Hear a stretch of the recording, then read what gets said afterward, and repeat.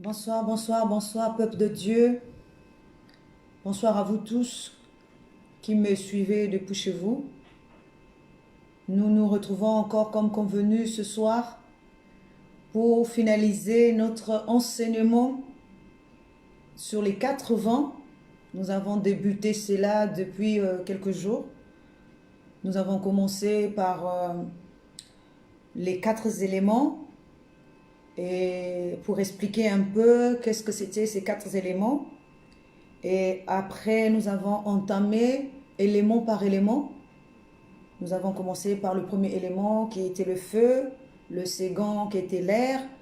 Et la dernière fois, nous avons parlé aussi de l'eau.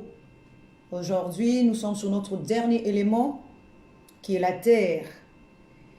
Et donc, sans plus tarder, je vais dire une prière pour recommander ce moment.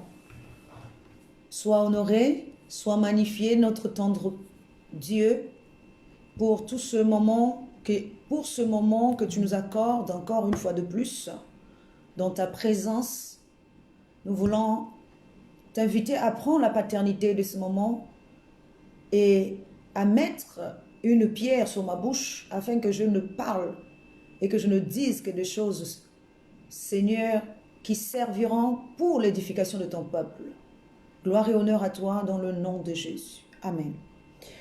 Alors, comme je disais, notre thème général, c'est les 4 éléments. Le sous-thème d'aujourd'hui, l'élément terre. Nous allons tirer notre enseignement du 2e livre des rois, le chapitre 8, du 1er au 6e verset. Nous le lisons au nom de notre Seigneur Jésus-Christ. Élisée dit à la femme dont il avait fait revivre le fils, « Lève-toi, va-t'en, toi et ta maison, et séjourne où tu pourras, car l'Éternel appelle la famine, et même elle vient sur le pays pour 7 ans. » La femme se leva, et elle fit selon la parole de l'homme de Dieu. Elle s'en alla, et sa maison, et séjourna 7 ans au pays des Philistins. Au bout de 7 ans, la femme revint au pays des Philistins et elle alla implorer le roi au sujet de sa maison et de son champ.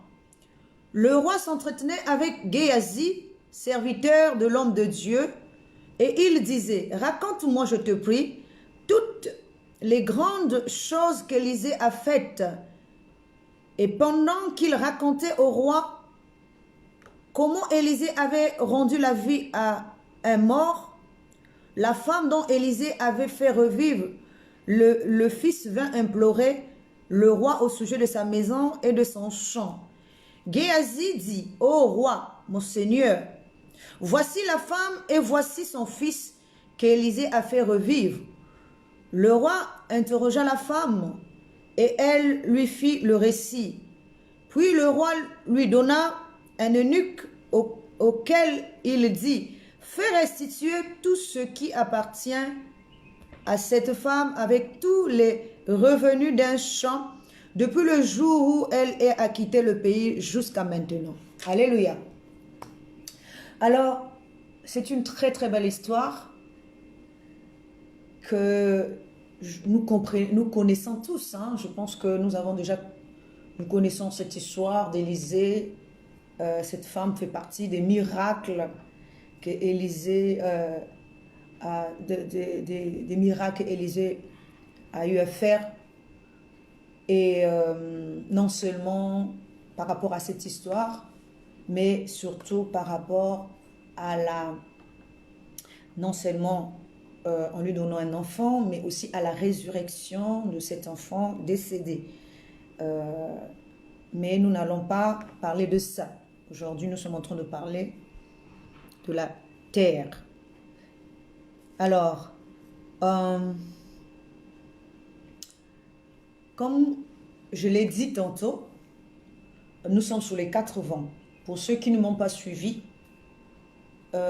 et ceux qui m'ont déjà aussi suivi, nous avons expliqué dernièrement que les 4 vents sont aussi des différents corps du Seigneur.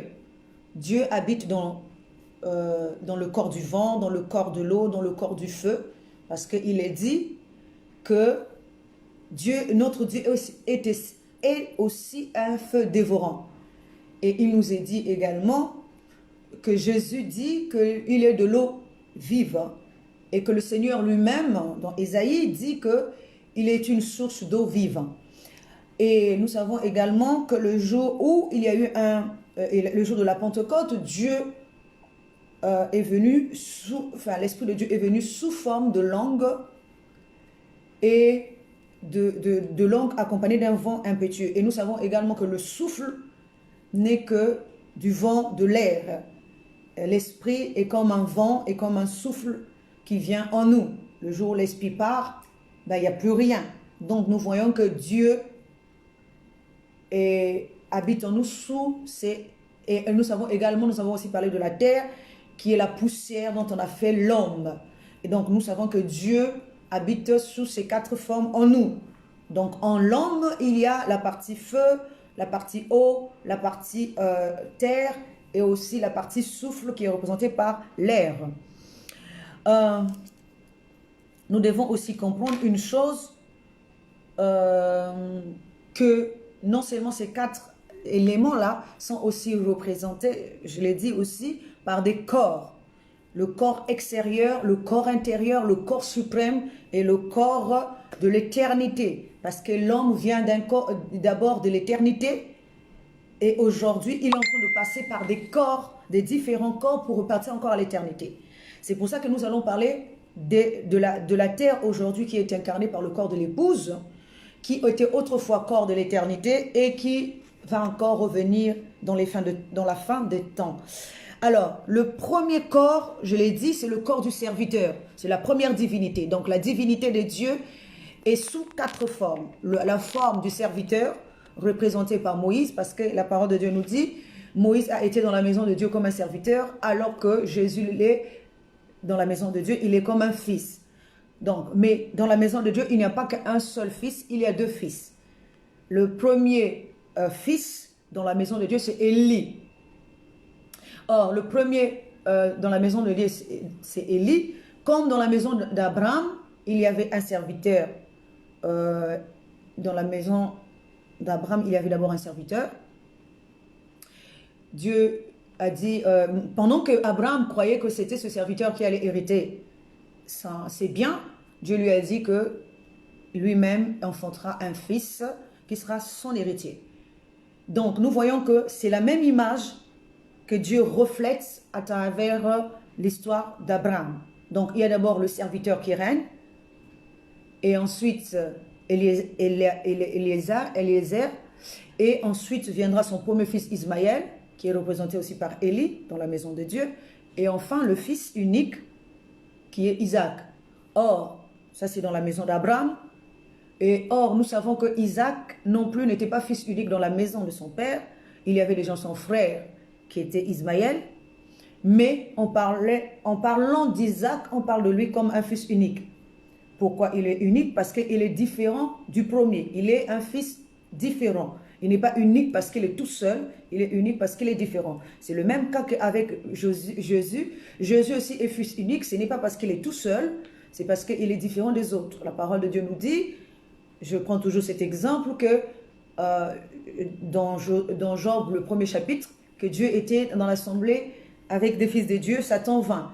Donc nous voyons également qu'il y a aussi d'autres fils de Dieu. Or, plusieurs fils peuvent aussi incarner qu'un seul corps. Et ces corps-là peuvent être différents du second corps. Alors, ça c'est en parenthèse. Donc nous avons le premier fils et nous avons aussi le dernier corps qui est donc le premier fils est incarné par l'air, le deuxième est incarné par le feu, plutôt le premier fils est incarné par le feu, mais le premier, le serviteur est incarné par l'air, et le fils unique est incarné par l'eau, et donc l'épouse, le corps de l'éternité, qui est aussi le Christ, qui est le corps, parce que le Christ c'est l'épouse, le corps de l'épouse. Nous devons savoir qu'il y a une différence entre Jésus et le Christ aussi, parce que le Christ c'est le corps de l'épouse, le corps céleste, C'est pour ça que chacun de nous, nous devons évoluer pour atteindre la stature parfaite de Christ. Alors donc, c'est le corps de l'éternité. Mais le corps de l'éternité, pourquoi c'est l'épouse? Parce que le corps de l'éternité n'est pas un corps masculin, mais plutôt un corps féminin. C'est l'église, c'est le corps, c'est le temple, c'est le sanctuaire, c'est le corps de l'éternité. Alors, pour comprendre, avant que je ne revienne dans le vif de mon sujet, qui est sur notre chapitre du jour, de 2 Rois 8, 1 à 6, nous allons parler d'abord d'un autre fait pour que vous puissiez comprendre. Parce que lorsque nous parlons de quelque chose, il faut qu'on mette aussi le Seigneur, c'est-à-dire ce que je veux faire ici, c'est placer le Seigneur dans le contexte de la terre. Et donc, nous allons le lire, pour le placer dans le contexte de la terre, nous allons le lire que le Seigneur est bel et bien la terre, aussi le corps de son épouse. Nous allons le lire également dans le commencement de la création. Et nous le lirons dans le chapitre 1er de Genèse, et nous le lirons du 1er au 3e verset.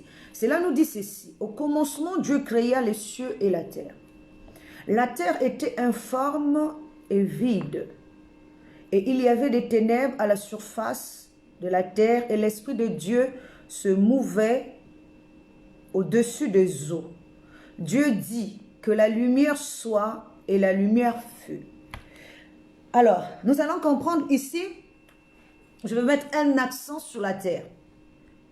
Nous allons voir que Dieu va faire sa création. Il y a beaucoup de choses, beaucoup de choses à dire sur cette création. Aujourd'hui, nous allons prendre juste une partie. Prochainement, nous pourrons voir peut-être tous les autres éléments, parce que c'est trop important. Nous allons voir, est-ce que vous savez que rien qu'en voyant la Genèse ici, nous pouvons sortir cette création de Dieu. Alors, mais nous n'allons pas parler de cette création, nous parlerons seulement de celle-là, la première. Nous allons voir déjà qu'au départ, lorsque Dieu crée les choses, il y a d'abord, nous allons parler de 2 créations déjà. Il est dit, au commencement, Dieu créa le ciel et la terre. Donc, Dieu crée le ciel et la terre. Donc, ça veut dire qu'il sépare les deux qui, au départ, étaient qu'une seule et même connaissance.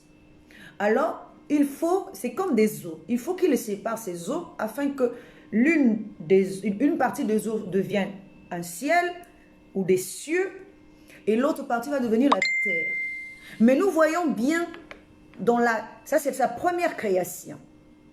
Mais nous voyons dans la deuxième création, Dieu n'est pas parti dans le côté ciel, mais Dieu reste dans le côté terre. Regardez même et lisez cette parole. Il nous a dit, au commencement, Dieu créa les cieux et la terre. Après, il dit, la terre était informe et vide, et il y avait des ténèbres à la surface de l'abîme, et l'Esprit de Dieu se mouvait au-dessus des eaux. Alors nous voyons ici que l'Esprit de Dieu n'est pas parti dans le ciel, mais l'Esprit de Dieu est resté sur la terre. Et qu'en restant sur la terre, nous voyons qu'il y a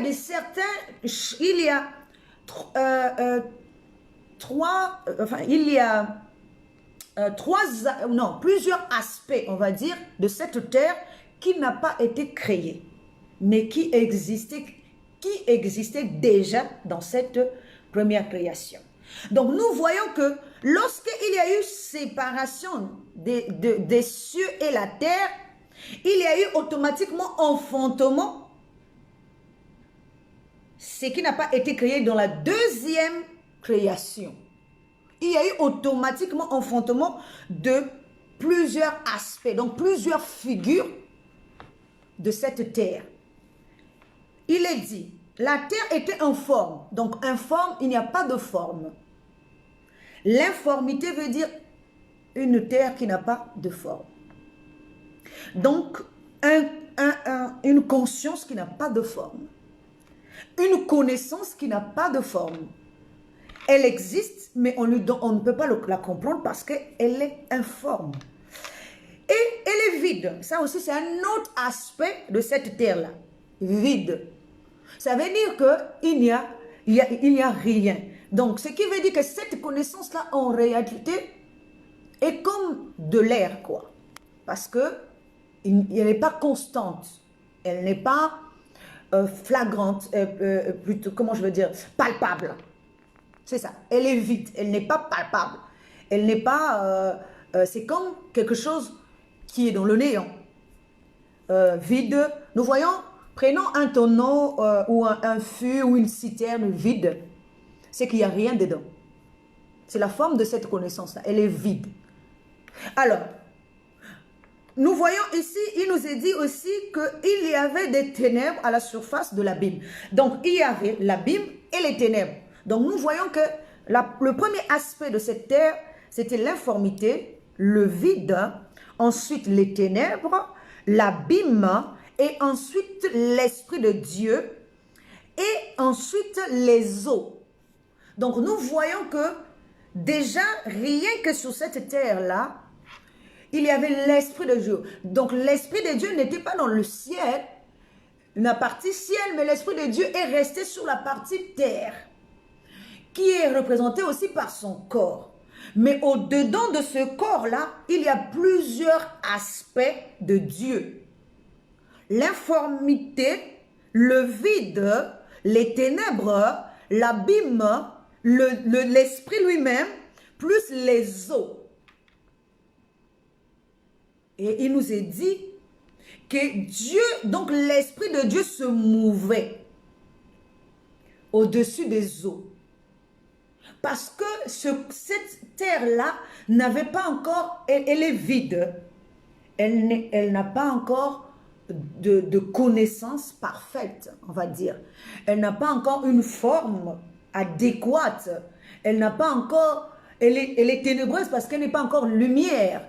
Elle est obscure, elle est comme un néant. L'abîme, c'est un néant, c'est un trou. Donc imaginez que l'Esprit de Dieu est en train de se mouver dans les ténèbres et dans l'abîme et au-dessus des eaux. Mais pour commencer, la première naissance maintenant de cette création-là ça sera la lumière. Quand Dieu va dire que la lumière soit, il nous est dit au 4e verset que Dieu vit que la lumière était bonne et Dieu sépara la lumière d'avec les ténèbres. Donc la lumière va luire du fond des ténèbres. La lumière ne viendra pas d'ailleurs parce que la connaissance qui régnait là, c'est la connaissance des ténèbres. Et la connaissance de lumière viendra qu'après. Il est dit que la lumière luit du fond des ténèbres.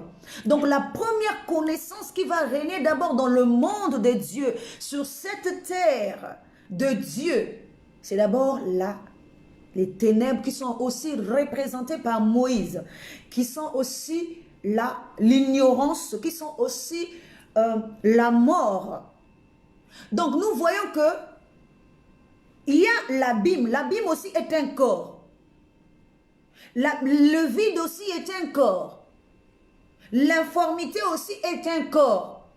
Parce que l'informité, c'est un corps dispersé. Un corps qui est dispersé, c'est un corps qui n'a pas de forme. C'est ce que je vous ai souvent expliqué dans le cas de Jacob ou encore de Joseph qui porte une tunique multicolore. Ce qui veut dire un corps dispersé. Et dans le cas de Jacob, un corps qui a plusieurs têtes, donc plusieurs compréhensions.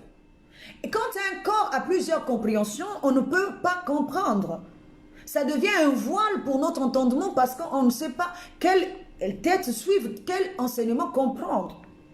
Donc nous voyons bien que c'est comme un abîme, mais l'Esprit de Dieu se mouve sur ça, sur ces eaux-là qui sont la connaissance. Donc les eaux en tout, c'est le corps, là où habite l'Esprit de Dieu. Vous vous souvenez que je vous ai aussi expliqué dans le cas de l'élément eau, je vous ai dit qu'il faut que l'Esprit de Zo trouve aussi un corps de Zo.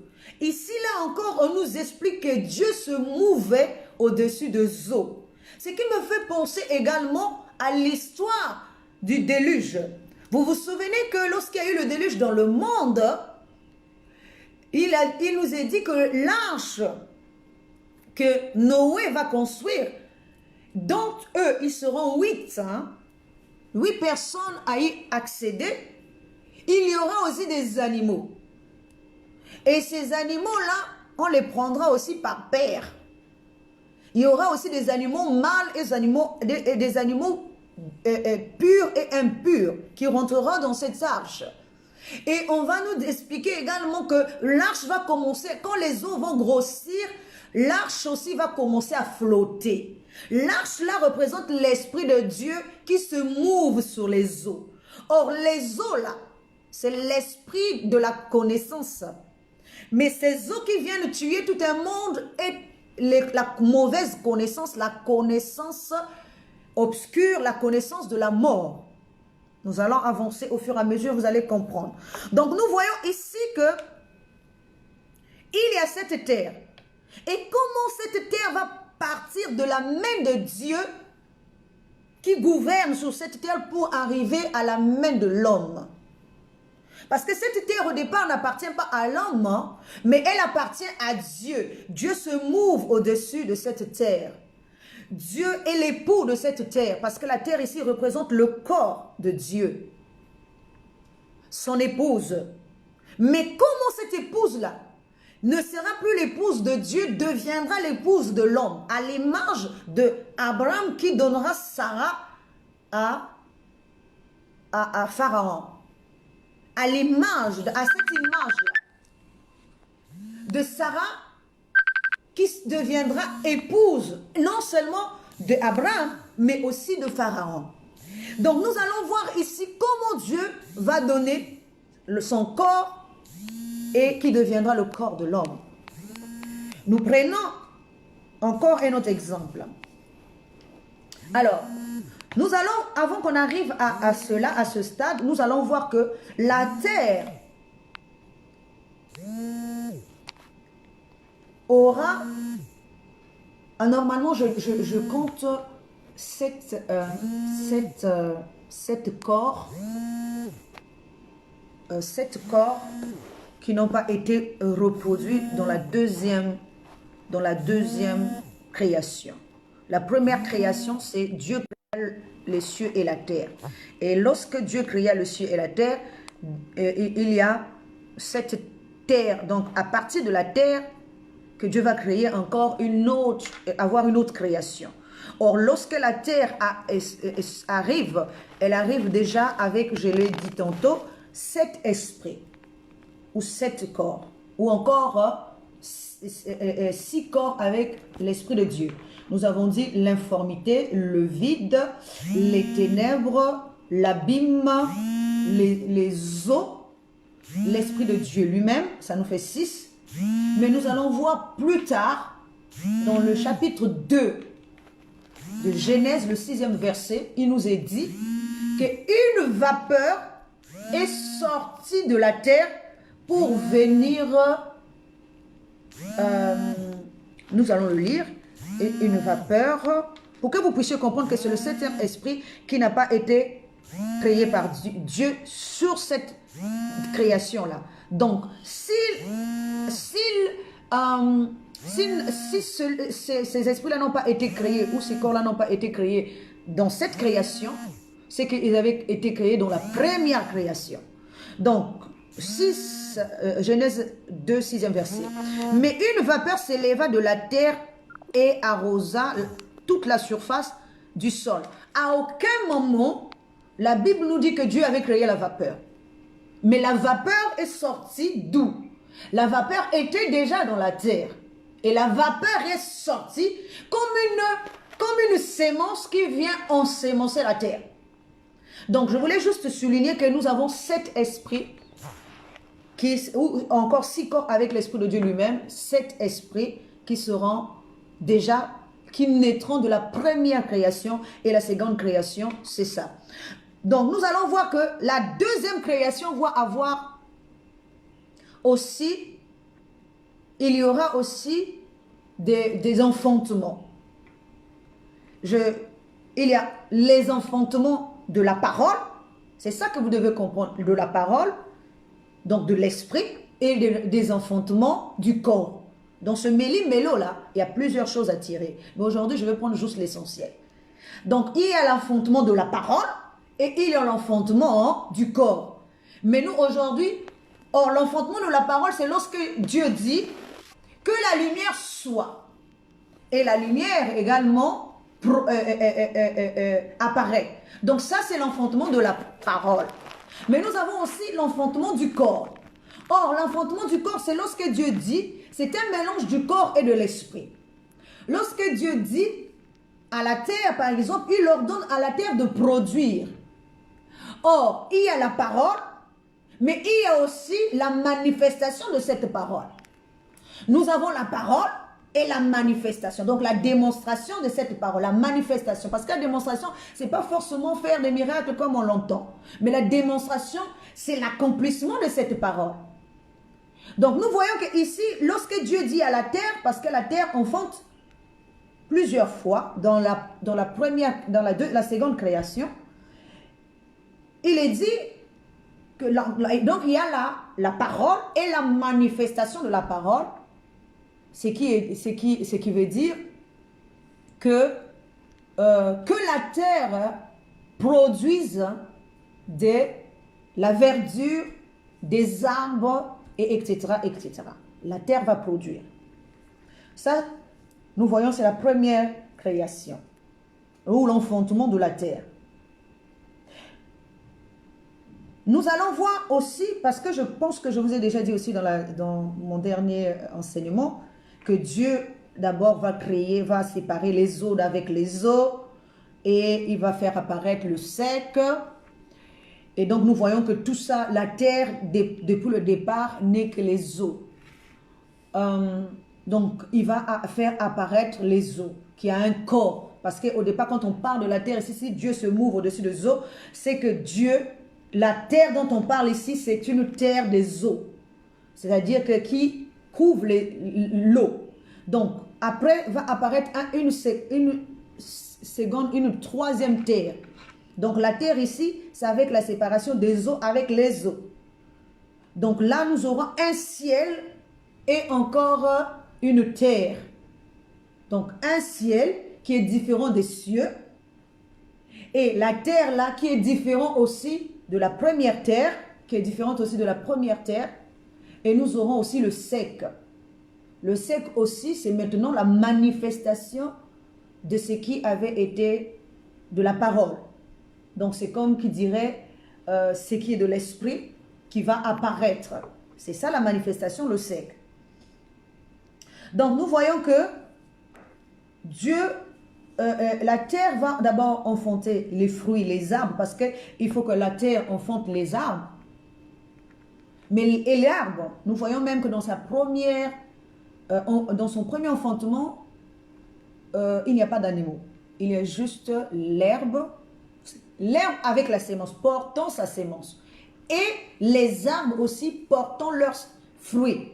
Donc, il fallait que les arbres là aient des fruits et l'herbe aussi ait de la sémence.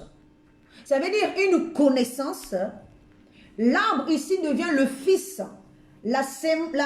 L'herbe aussi devient la fille de la terre.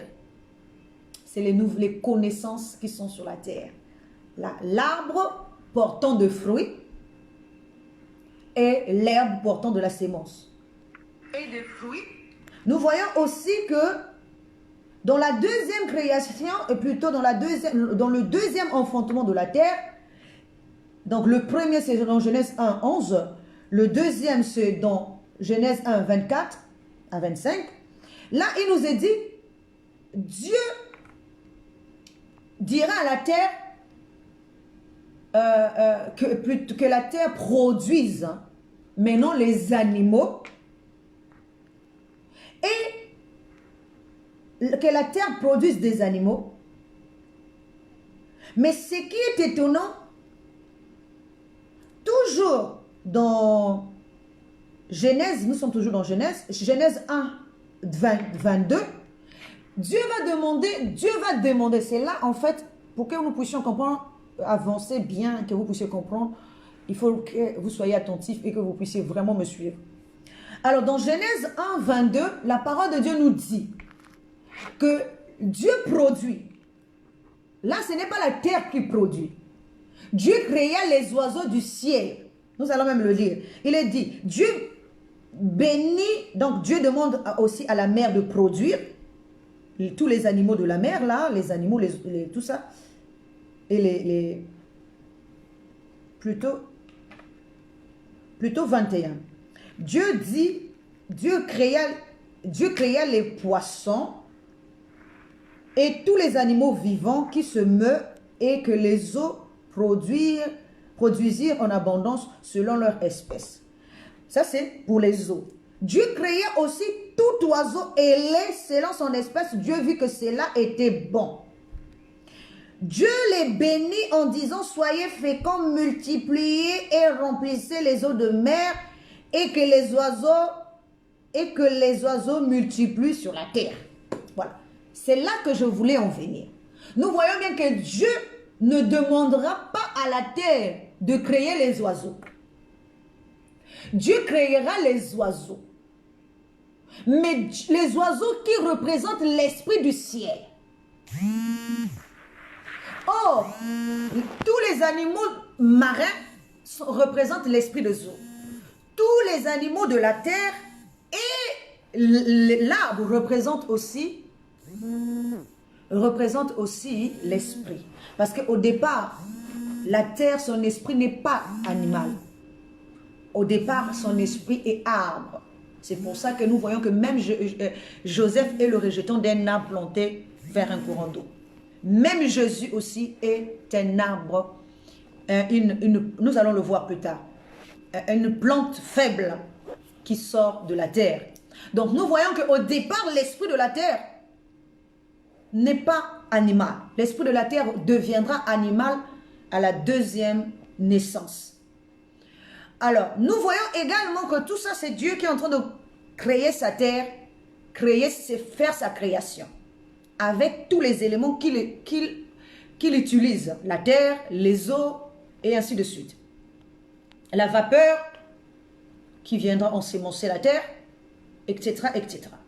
Donc, nous voyons ici que lorsque Dieu va créer les oiseaux, il ne va pas les mettre dans le ciel, il va les laisser sur la terre. C'est comme si l'esprit est planté sur la terre afin qu'il pousse, qu'il croisse et qu'il prenne son envol lui-même vers le ciel. Donc nous voyons que ici la terre là va devenir mère porteuse de l'esprit. Parce que c'est comme Agar qui va devenir une mère pour Sarah. Oui, parce que Agar, c'est celle qui portera l'enfant de Sarah à la place de Sarah. À la place de Sarah, elle portera un enfant qui était censé être l'enfant de Sarah, mais qui finalement deviendra son propre enfant. Mais nous allons aussi voir toujours l'histoire des mères porteuses. Nous savons que les 4 femmes de Jacob, il y en a 2, Zilba et l'autre là, Bilka, sont des mères porteuses.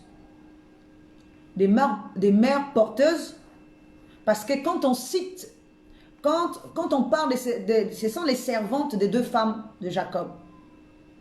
Et ces enfants-là ne sont pas réellement considérés comme les enfants des servantes, mais ils sont considérés comme les enfants des 2 femmes.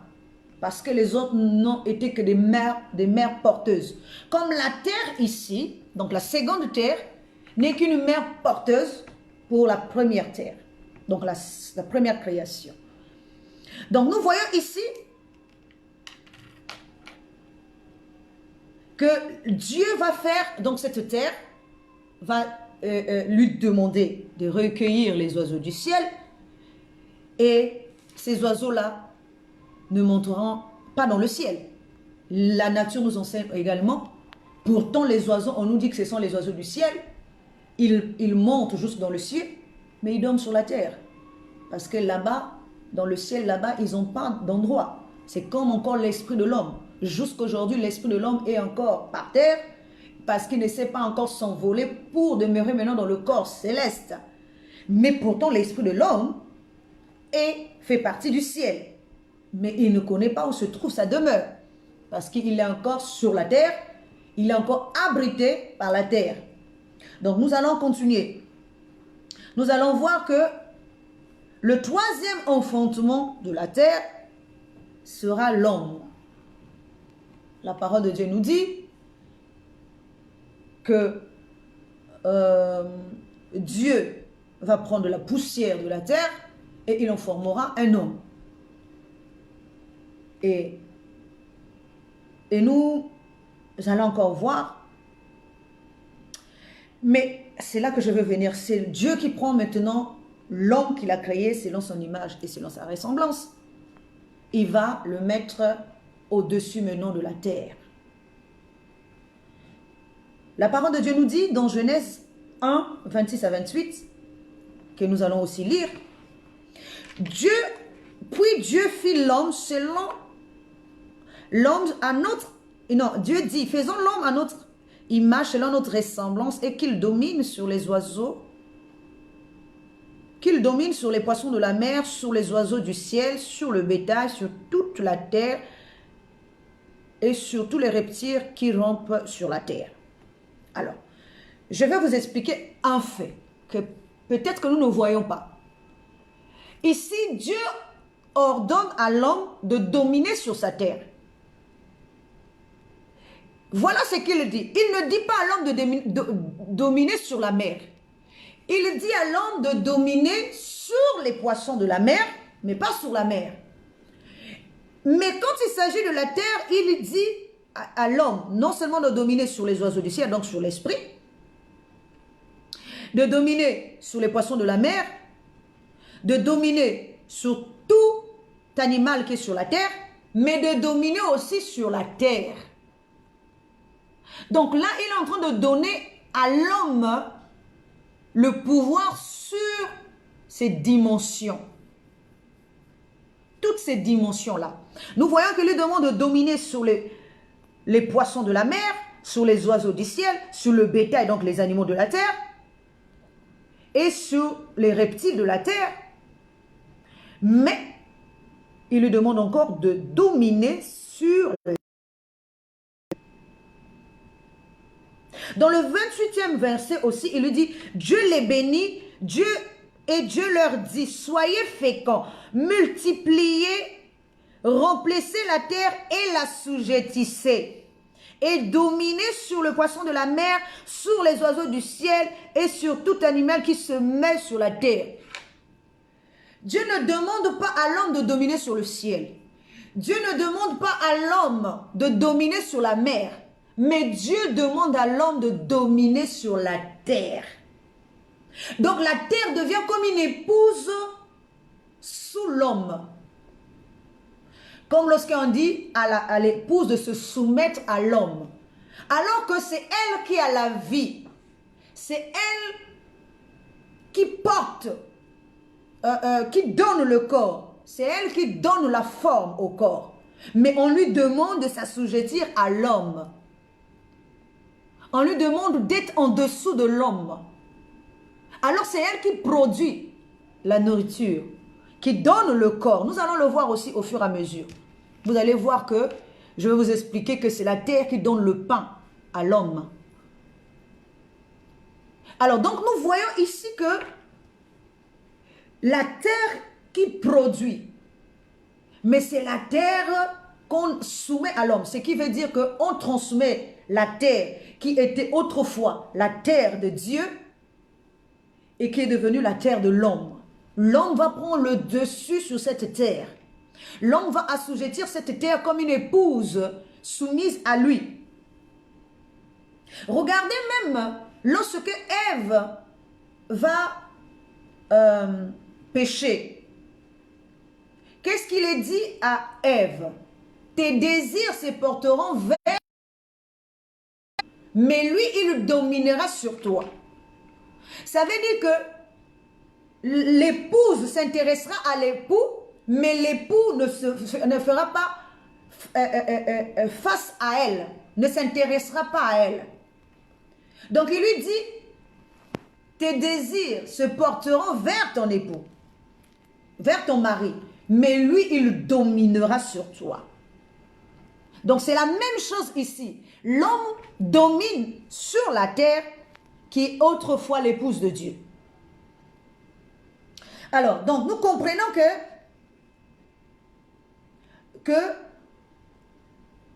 la terre appartient bel et bien à Dieu qui se mouvait dessus et qui a fait toute sa création à base de cette terre-là.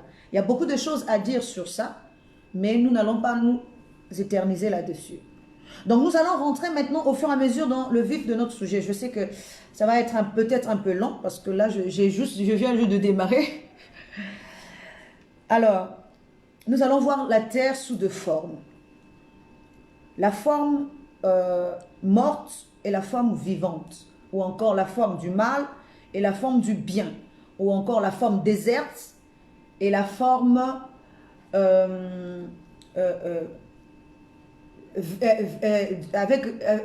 fleurie, on va dire. C'est-à-dire la forme où elle a la vie, où elle fleurit, comme au commencement, là où Dieu a ordonné à la terre de produire de la verdure et des arbres. Ça aussi, il y a plusieurs formes de cette création. C'est pour ça que je vous ai dit, si vous regardez bien, vous allez comprendre qu'il y a plusieurs créations là-dedans. Mais aujourd'hui, nous avons parlé que de 2 ou 3 créations seulement. Sinon, ça va être un peu... Je vais vous embrouiller dans l'esprit. Donc, nous voyons cela. La forme morte ici, c'est la terre qui est endurcie, qui est desséchée, qui ne produit plus. Alors qu'autrefois, elle avait de la verdure. Elle était un jardin d'Éden avec tout ce qu'il fallait. Elle avait des arbres. Elle avait des arbres portant des fruits, puisqu'on nous a dit portant de fruits. Or, les arbres qui portent les fruits ici, il y en a 2. L'arbre de la connaissance du bien et l'arbre de la connaissance du mal. Et ces fruits-là étaient dans le jardin. Et donc, cette terre, autrefois, était appelée Éden. Alors, nous voyons maintenant que Éden sera, c'est comme qui dirait, comme s'il y a 2 sortes d'Éden, Éden terrestre et Éden céleste. Mais bon, nous sommes en train de parler toujours d'Éden parce que tôt ou tard, la terre restera toujours terre. Même si elle est morte ou vivante, c'est comme la connaissance, même si c'est une mauvaise connaissance ou bonne connaissance, c'est toujours la connaissance. Donc au départ, elle est connaissance, après elle va devenir mauvaise connaissance pour devenir encore bonne connaissance. Alors, nous sommes en train de suivre. Donc, nous allons d'abord parler de la mauvaise connaissance et donc de la terre morte. Alors, nous allons prendre une terre morte comment? Dans quel sens? Vous voyez, nous allons prendre un peu l'image de Pharaon dans le combat avec Moïse. Pour que la terre de l'Égypte, qui est toujours incarnée par l'homme, une terre morte, Dieu a mis sur ses trousses un homme, le premier.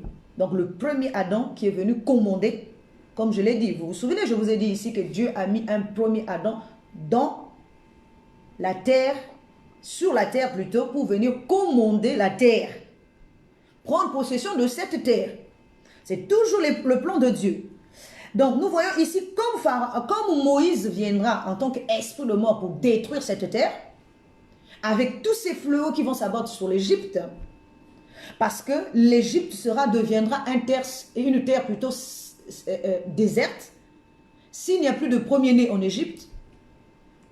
Or, tous les premiers-nés, c'est ceux qui ont les fruits, donc qui ont la sémence. S'il n'y a plus de premier-né en Égypte, il n'y a plus de production. Il n'y a plus de reproduction. La terre mourra. Si Moïse vient et tue tous les premiers-nés donc de la terre là, la terre sera improductive. La terre ne pourra plus produire parce que on a tué les arbres qui portaient les fruits. On a tué la verdure qui avait de la sémence. S'il n'y a plus d'herbe qui porte la sémence, s'il n'y a plus d'arbres qui portent la sémence, c'est que le pays est mort. Parce que le pays ne vit que par la sémence, produit par l'arbre et produit par... C'est pour ça que nous voyons que Moïse va d'abord tuer tous les arbres. Ensuite, si on tue aussi les animaux qui font aussi vivre, ce sont l'esprit de ce corps-là. Parce que le corps terrestre, son esprit, c'est l'esprit animal. Et au départ, qui était autrefois d'abord un arbre. Un beau arbre dans le jardin, mais qui deviendra un animal. Ça aussi, c'est dans la création. Nous voyons tout ça. Si nous voyons la création, nous voyons tout le reste. Comme Adam, autrefois, était d'abord un bel arbre, un figuier, on va dire. Et parce que il nous est dit qu'une fois que Adam a mangé le fruit, il a porté les feuilles de figuier. Après, il est devenu, ce qui nous emmène à nous dire que dans le jardin d'Éden, il n'y avait pas que l'arbre de la connaissance du bien et du mal. Ou encore l'arbre de la connaissance du bien et du mal était représenté par le figuier, puisque ce sont les feuilles avec lesquelles Adam s'est couvert avec Ève. Et ensuite, Adam, qui était autrefois arbre, devenu arbre, va devenir maintenant animal. On va lui faire porter encore des vêtements faits de peau d'animaux. Donc, autrefois terre, poussière, il est parti de l'étape de poussière à l'étape d'arbre, figuier, il porte les feuilles. Après l'étape de feuilles, il va devenir étape animale. Donc, ce sont les productions de la terre. La façon dont la terre est en train de produire l'homme. Donc, de façonner l'homme. Alors, donc nous voyons que l'animal, si on tue l'animal, on tue l'arbre, donc on enlève toute la sémence. On tue même, on change même l'aspect terre qu'avait l'homme pour l'aspect animal, donc l'époux. Ce qui veut dire que tout le corps terrestre là, tout le corps ou toute la terre est en train de mourir. Il n'y a plus rien dans la maison, dans cette maison-là de la terre, qui va produire quelque chose pour que cela soit vivant. Donc, ça devient une terre morte, une terre déserte. Parce que tous les premiers-nés de cette terre, ceux qui portent la sémence, meurent. Alors, donc, nous voyons que si les premiers-nés meurent, donc, il n'y a plus de terre. La terre est déserte. Donc, nous voyons aussi une autre image, Caïn et Abel. La parole de Dieu nous dit que Caïn va tuer son frère Abel et le sang d'Abel va se retrouver dans la bouche de la terre. Alors que ce n'est pas la terre qui a tué Caïn, et plutôt Abel, mais c'est Caïn qui a tué Abel. Mais le sol sera maudit à cause de Caïn. Donc la malédiction va rentrer sur la terre, ou encore la terre sera desséchée à cause de Caïn. Et ce n'est pas à cause de la terre. Mais pourquoi la cause de la terre? Parce que la terre reste toujours la mère productrice. Donc, si Caïn agit, c'est à cause de la nature de la mère qui est en lui. Donc, nous voyons que le sol ne produira plus rien. Ça sera un sol desséché. Un sol qui ne produira que des ronces, d'épines pour Caïn. Et il est dit à Caïn, tu mangeras de ton front, parce que la terre ne te produira plus rien. Donc la terre deviendra une terre maudite, une terre sèche, une terre morte, stérile, qui ne peut plus produire à cause de Caïn. Nous allons encore prendre une deuxième image. L'image de Joseph et de Jésus, que leurs frères vont jeter donc dans la terre. Or, qui est Caïn? Plutôt, qui est Abel? Abel est le sang. Or, le sang, c'est l'âme.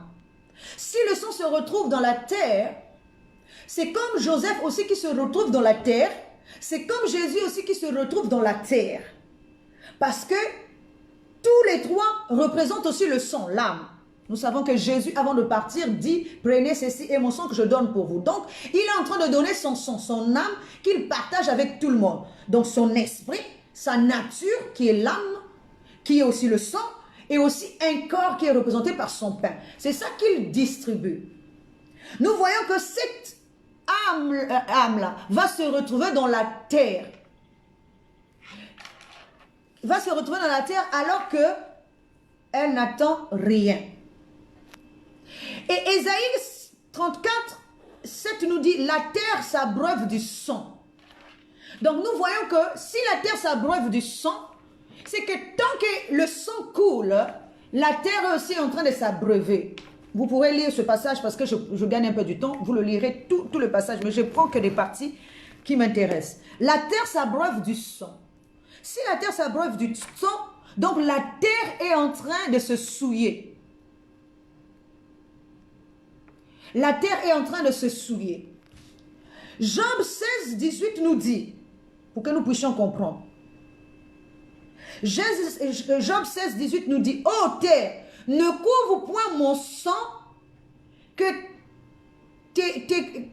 mes cris prennent librement leur essor. Ce qui veut dire que si la terre avale le sang, c'est qu'il est en train de cautionner les œuvres de l'esprit qui est sur sa terre. Et si elle cautionne, c'est qu'elle participe aux œuvres infructueuses. Alors qu'elle doit être neutre. C'est pour ça que Job demande en tant qu'homme, Job dit, mon sang à moi ne l'avale pas. Laisse mon sang par terre, et plutôt sur la terre. Job dit, ô terre, ne couvre point mon sang, et que mes cris prennent librement leur essor. Parce que le sang s'exprime. C'est une âme, elle s'exprime, elle crie. Comme le sang d'Abel qui criait, parce que Dieu dit, le sang, la voix du sang de ton frère est parvenue jusqu'à moi. Donc le sang crie, le sang parle.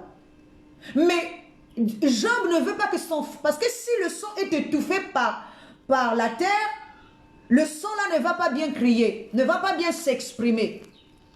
Donc ça veut dire que la terre participe aux œuvres infructueuses, est en train de couvrir les fautes de ses enfants, est en train de protéger ses enfants. Alors, donc elle devient une terre souillée. Nous allons continuer. Ésaïe 26, 11 nous dit,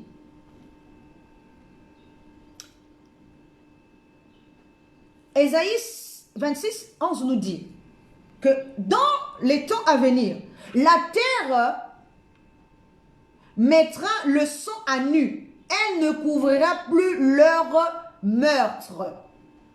Parce que si c'est tant qu'elle avale le sang, c'est qu'elle est en train de couvrir les meurtres de plusieurs personnes. C'est-à-dire les pensées, les mauvaises pensées, les mauvaises manifestations, l'œuvre de tout le monde. La terre que vous voyez là, voit tout, entend tout, comprend tout, avale tout. C'est la conscience, c'est la matrice. Elle comprend tout, elle voit tout, elle entend tout. C'est pour ça que nous voyons également que lorsque Siméon va voir Marie avec l'enfant Jésus, Siméon dira à Jésus, toi-même une épée te transpercera l'âme, parce que l'âme c'est son sang. Parce que si toi-même une épée te transpercera, afin que les pensées de plusieurs soient dévoilées. Et nous savons que si c'est physique, qu'est-ce que les pensées de plusieurs feront dans l'âme de Marie?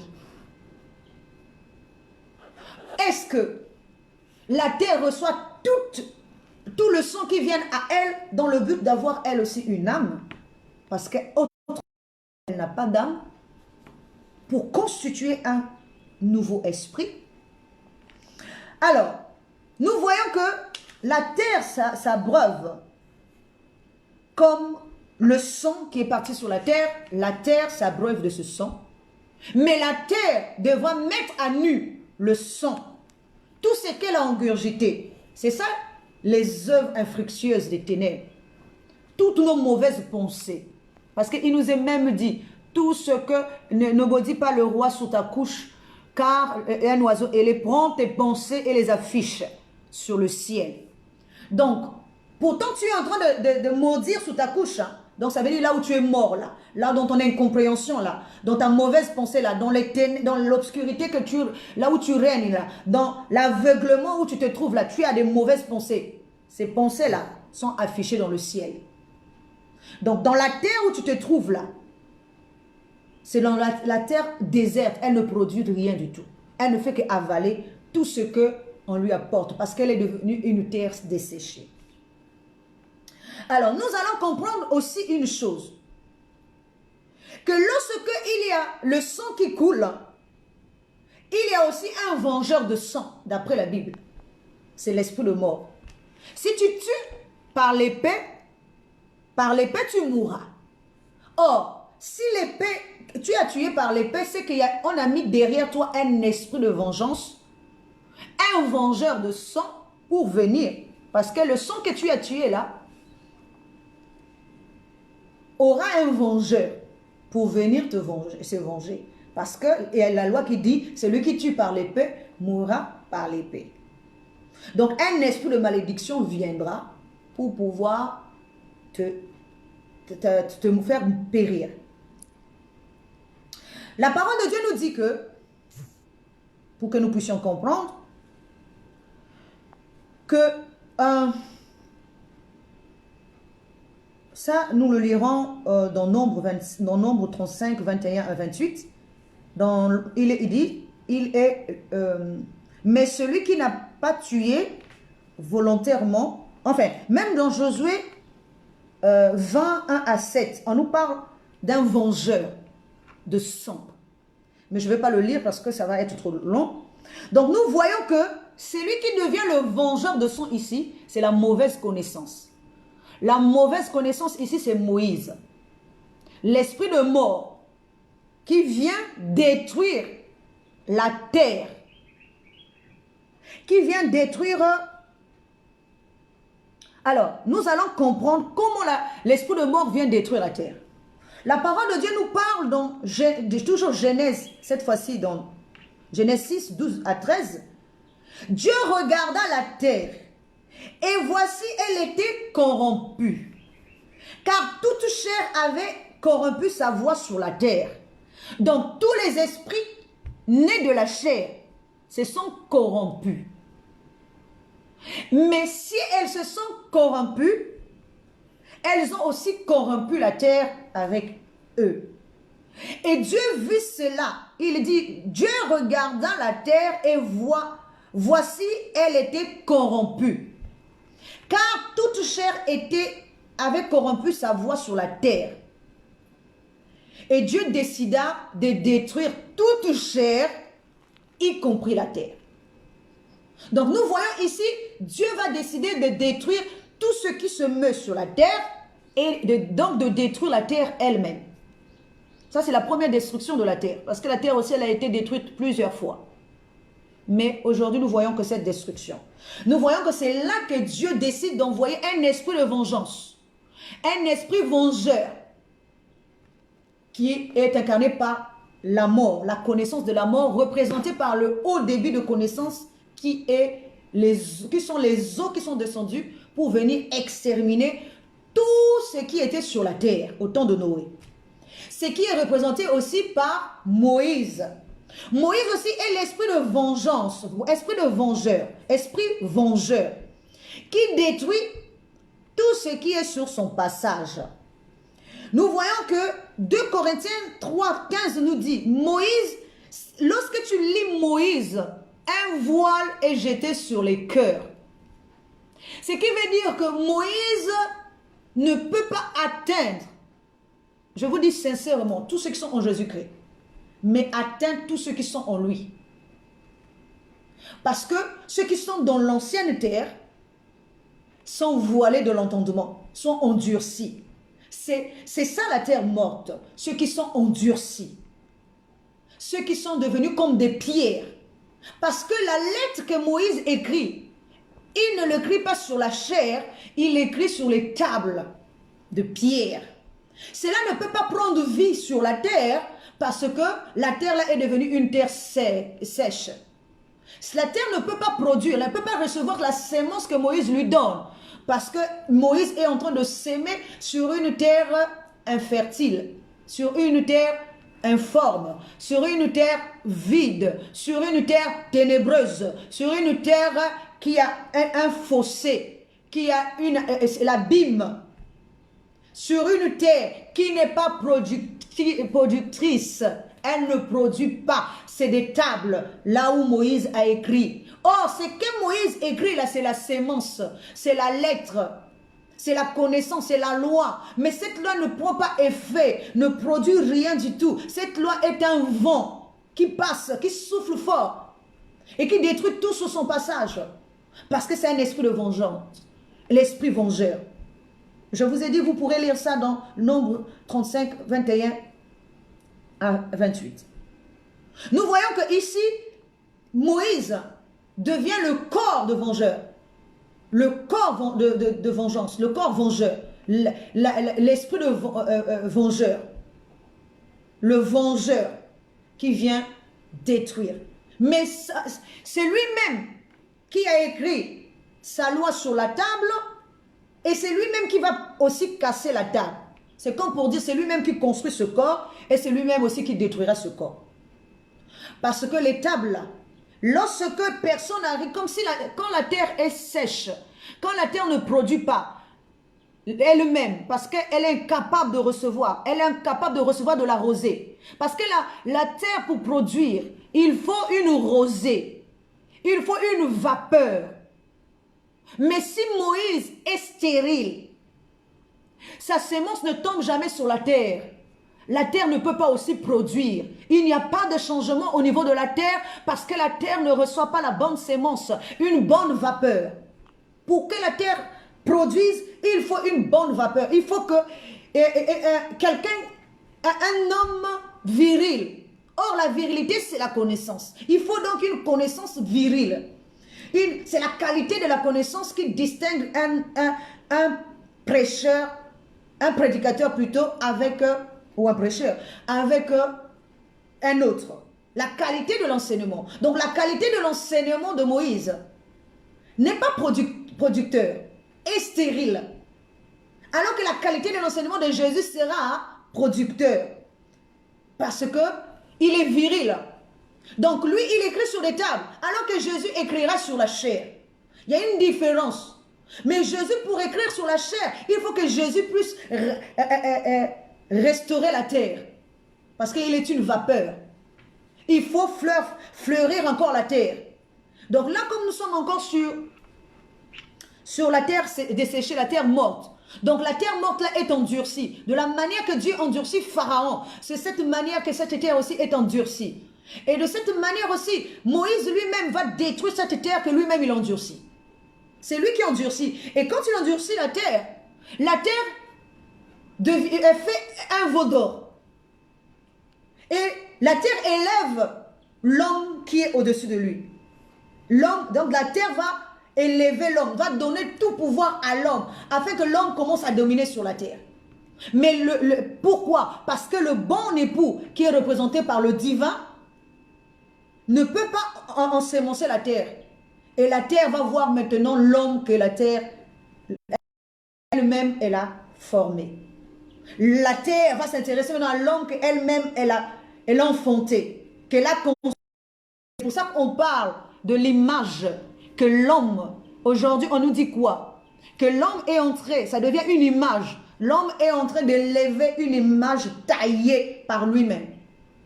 Une image de fente qu'il est en train d'adorer, qu'il est en train d'élever.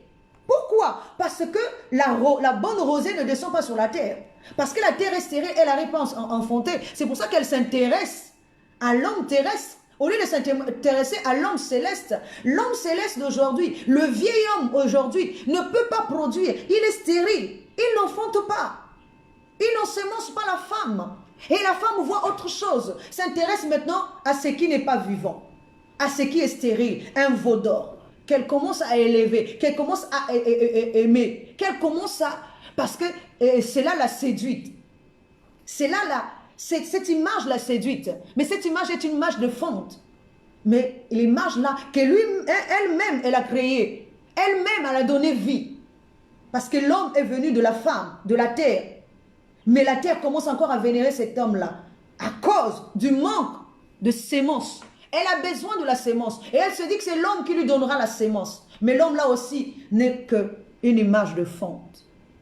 Et comme Moïse, esprit de mort, esprit de vengeance, ne peut pas donner à la terre une bonne sémence,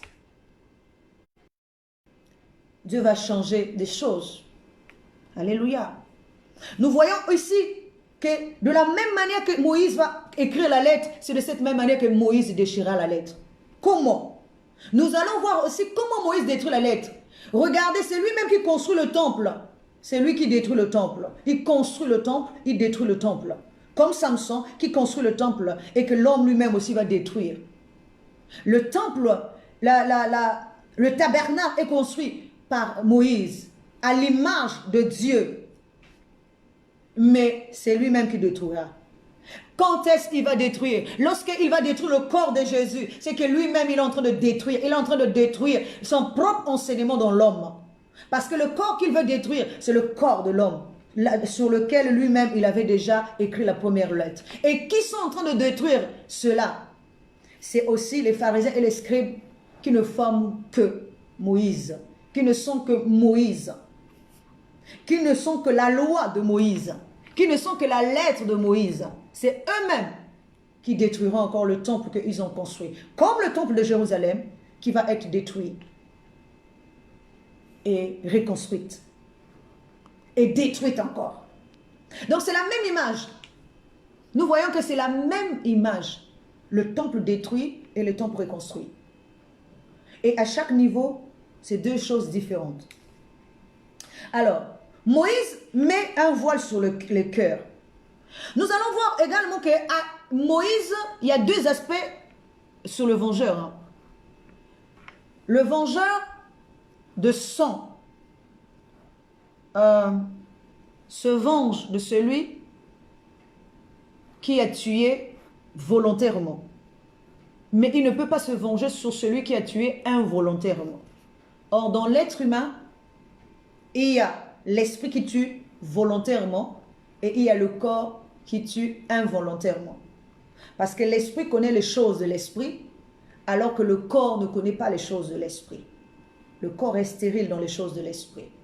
Donc si quelqu'un décide, quand je parle de tuer ici, c'est que ça vient d'abord de l'esprit, de la pensée de l'homme, de la conscience de l'homme. Et c'est celle-là qu'il faut, c'est cette conscience-là qu'il faut détruire, effacer toutes ces anciennes actions, ces anciennes œuvres, pour qu'elles redeviennent vierges. C'est pour ça que nous voyons qu'il nous est dit également que le déluge est une figure de la purification pour nettoyer la conscience des œuvres mortes. Donc, elle vient pour effacer la conscience de toutes les œuvres mortes, afin qu'elles redeviennent encore une conscience pure. Donc, nous voyons également que, à un moment donné, et il y a des lois que Dieu a établies, dans Josué 20, 1 à 7, il nous est dit que Dieu a aussi fait 6 villes de refuge. Il y a 3 d'un côté et 3 de l'autre côté. Il y a ces villes-là où se réfugient les meurtriers. Vous avez vu ça? Tu tues quelqu'un, mais tu vas te réfugier quelque part. Et des lois vous préservent. Tout ça, c'est spirituel. C'est qui nous montre ici que lorsque celui qui a tué inconsciemment, donc le corps qui ne connaît pas toutes ces choses de l'esprit, qui peut mourir aujourd'hui, lui, ça part là, il va vers une ville.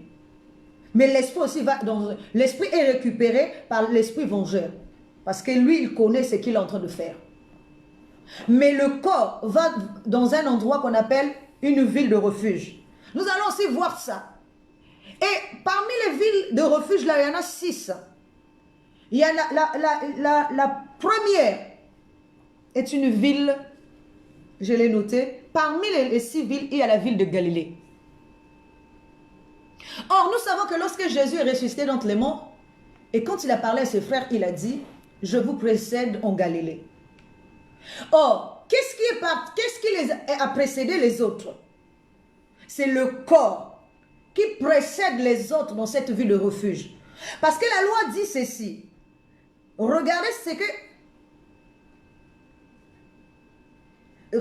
que la loi dit. La loi dit que celui qui n'a pas tué volontairement, lui, il ira se réfugier dans une ville de refuge jusqu'à ce que le sacrificateur en fonction la meure. Et lorsque le sacrificateur en fonction mourra, il reviendra dans sa ville et il s'y installera. Ça, c'est ce que cette loi dit. Mais sauf celui qui a tué volontairement. Celui qui a tué volontairement, lui, il sera aussi tué par l'esprit de vengeance. Donc, le vengeur. Donc, nous voyons ici que pourquoi Jésus va précéder en Galilée. Pourquoi Jésus précède en Galilée? Parce que son corps est un corps, comment je vais dire ça, qui n'a pas tué volontairement, mais involontairement. Parce que ce corps est mort à cause d'une loi, et la loi de Moïse, qui a tué ce corps-là. Mais c'est comme si lui-même, quelque part, n'a pas su préserver ce corps-là. Nous allons bien comprendre. Parce que, regardez ce que Dieu dit à Caïn lorsqu'il tue son frère. Il dit à Caïn, Caïn, où est ton frère? Caïn va répondre, suis-je le gardien de mon frère? Ce qui veut dire que quand le frère meurt, quand un frère meurt, quand quelqu'un meurt, nous devons savoir que nous avons des comptes à régler. Et là, je ne parle pas d'une mort physique. Je suis en train de parler d'une mort spirituelle. Quand quelqu'un se perd, quand quelqu'un est voilé, est dans l'incompréhension, dans le mal, il est en train de se perdre, il meurt. Nous avons des comptes à rendre. Nous avons des comptes. Ce qui veut dire que ce frère que nous n'avons pas pu sauver là, c'est notre propre corps. Et s'il est notre propre corps, donc quelque part, nous avons failli. Et si nous avons failli, si nous l'avons tué volontairement, le mal aussi nous récupérera. Et la mort nous récupérera pour toujours. Mais si nous n'avons pas failli, nous allons aller quelque part, dans une ville de refuge, en attendant que le sacrificateur, celui qui donne là, qui fait la loi là, meure. Parce que lui aussi, il a un temps où il va mourir. La loi là aussi a un temps où il va s'arrêter. Quand la loi là finira, à ce moment-là, ce corps-là réapparaîtra. Donc, il ressuscitera donc les morts. Mais pour le moment, il doit attendre. La parole de Dieu nous dit que Jésus a aussi attendu 40 jours avant de monter. Donc, il était, pendant les 40 jours là, avant de monter dans le ciel, il était dans une ville de refuge. Il attendait. Parce qu'il était un corps qui n'a pas tué volontairement. Et il devait attendre. Donc, la mort, une fois. Et la mort de ce sacrificateur-là se produit quand? Lorsque la loi là n'a plus effet dans l'homme. C'est à ce moment-là que l'homme, le corps là reprend son ascension vers la résurrection, vers le ciel. Donc nous voyons ici que Moïse, il y a deux formes de vengeance. Parce que si vous lisez toujours ce même passage, il nous est dit que Moïse, donc le corps qui monte là, c'est une nouvelle terre. Pendant ce temps, on a effacé, parce que lui, il était... Nous allons maintenant rentrer dans la terre vivante. Ah, il y a beaucoup de choses aussi à dire. Et vraiment, vraiment, vraiment, vraiment beaucoup de choses à dire pour cette histoire de terre morte. Je vais essayer de le dire rapidement. Alors, là, nous allons rentrer maintenant dans notre histoire d'aujourd'hui. Nous connaissons, nous tous, l'histoire de cette femme. Nous allons voir d'abord comment cette femme est arrivée à ce que Élisée puisse la préserver. Pourquoi? Élisée, dans toute cette ville, la préservera, elle, au lieu des autres. Parce qu'elle elle était une femme de distinction. Pourquoi elle était une femme de distinction? La parole de Dieu nous dit que Élisée plutôt, passait chez elle chaque fois. Et à un moment donné, elle n'avait pas d'enfant, son mari était avancé en âge, et elle va préparer une chambre haute où elle mettra un lit, une table, une chaise et un chandelier. Et elle va prier l'homme de Dieu de venir séjourner chez elle tous les jours. Alors, qu'est-ce que cela représente d'abord? Premier lieu, elle, c'est la terre.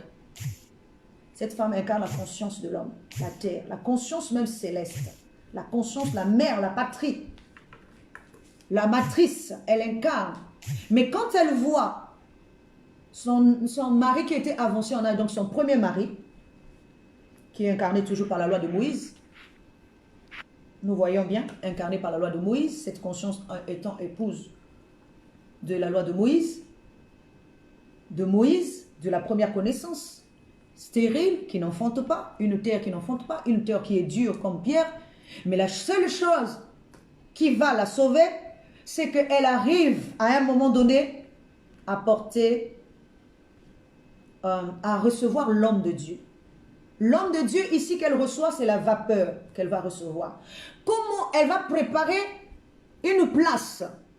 Regardez comment elle va préparer d'abord une chambre haute, c'est-à-dire une intimité avec Dieu. Ensuite, elle mettra un lit. Or, un lit symbolise le repos. Ça veut dire que Dieu doit avoir un lieu de repos. Jésus dit, les renards ont des tanières, les oiseaux du ciel ont des nids, mais le Fils de l'homme n'a pas un lieu où reposer sa tête. Ce qui veut dire le Fils de Dieu, de l'homme là, Élisée, la divinité passe dans la femme, dans l'homme, tous les jours. Là, si la conscience ne fait pas attention, ça veut dire qu'il ne lui propose pas un lieu où se reposer. Il lui faut un lieu où se reposer, un lieu où il aura un lieu de repos. Tranquille, un lit.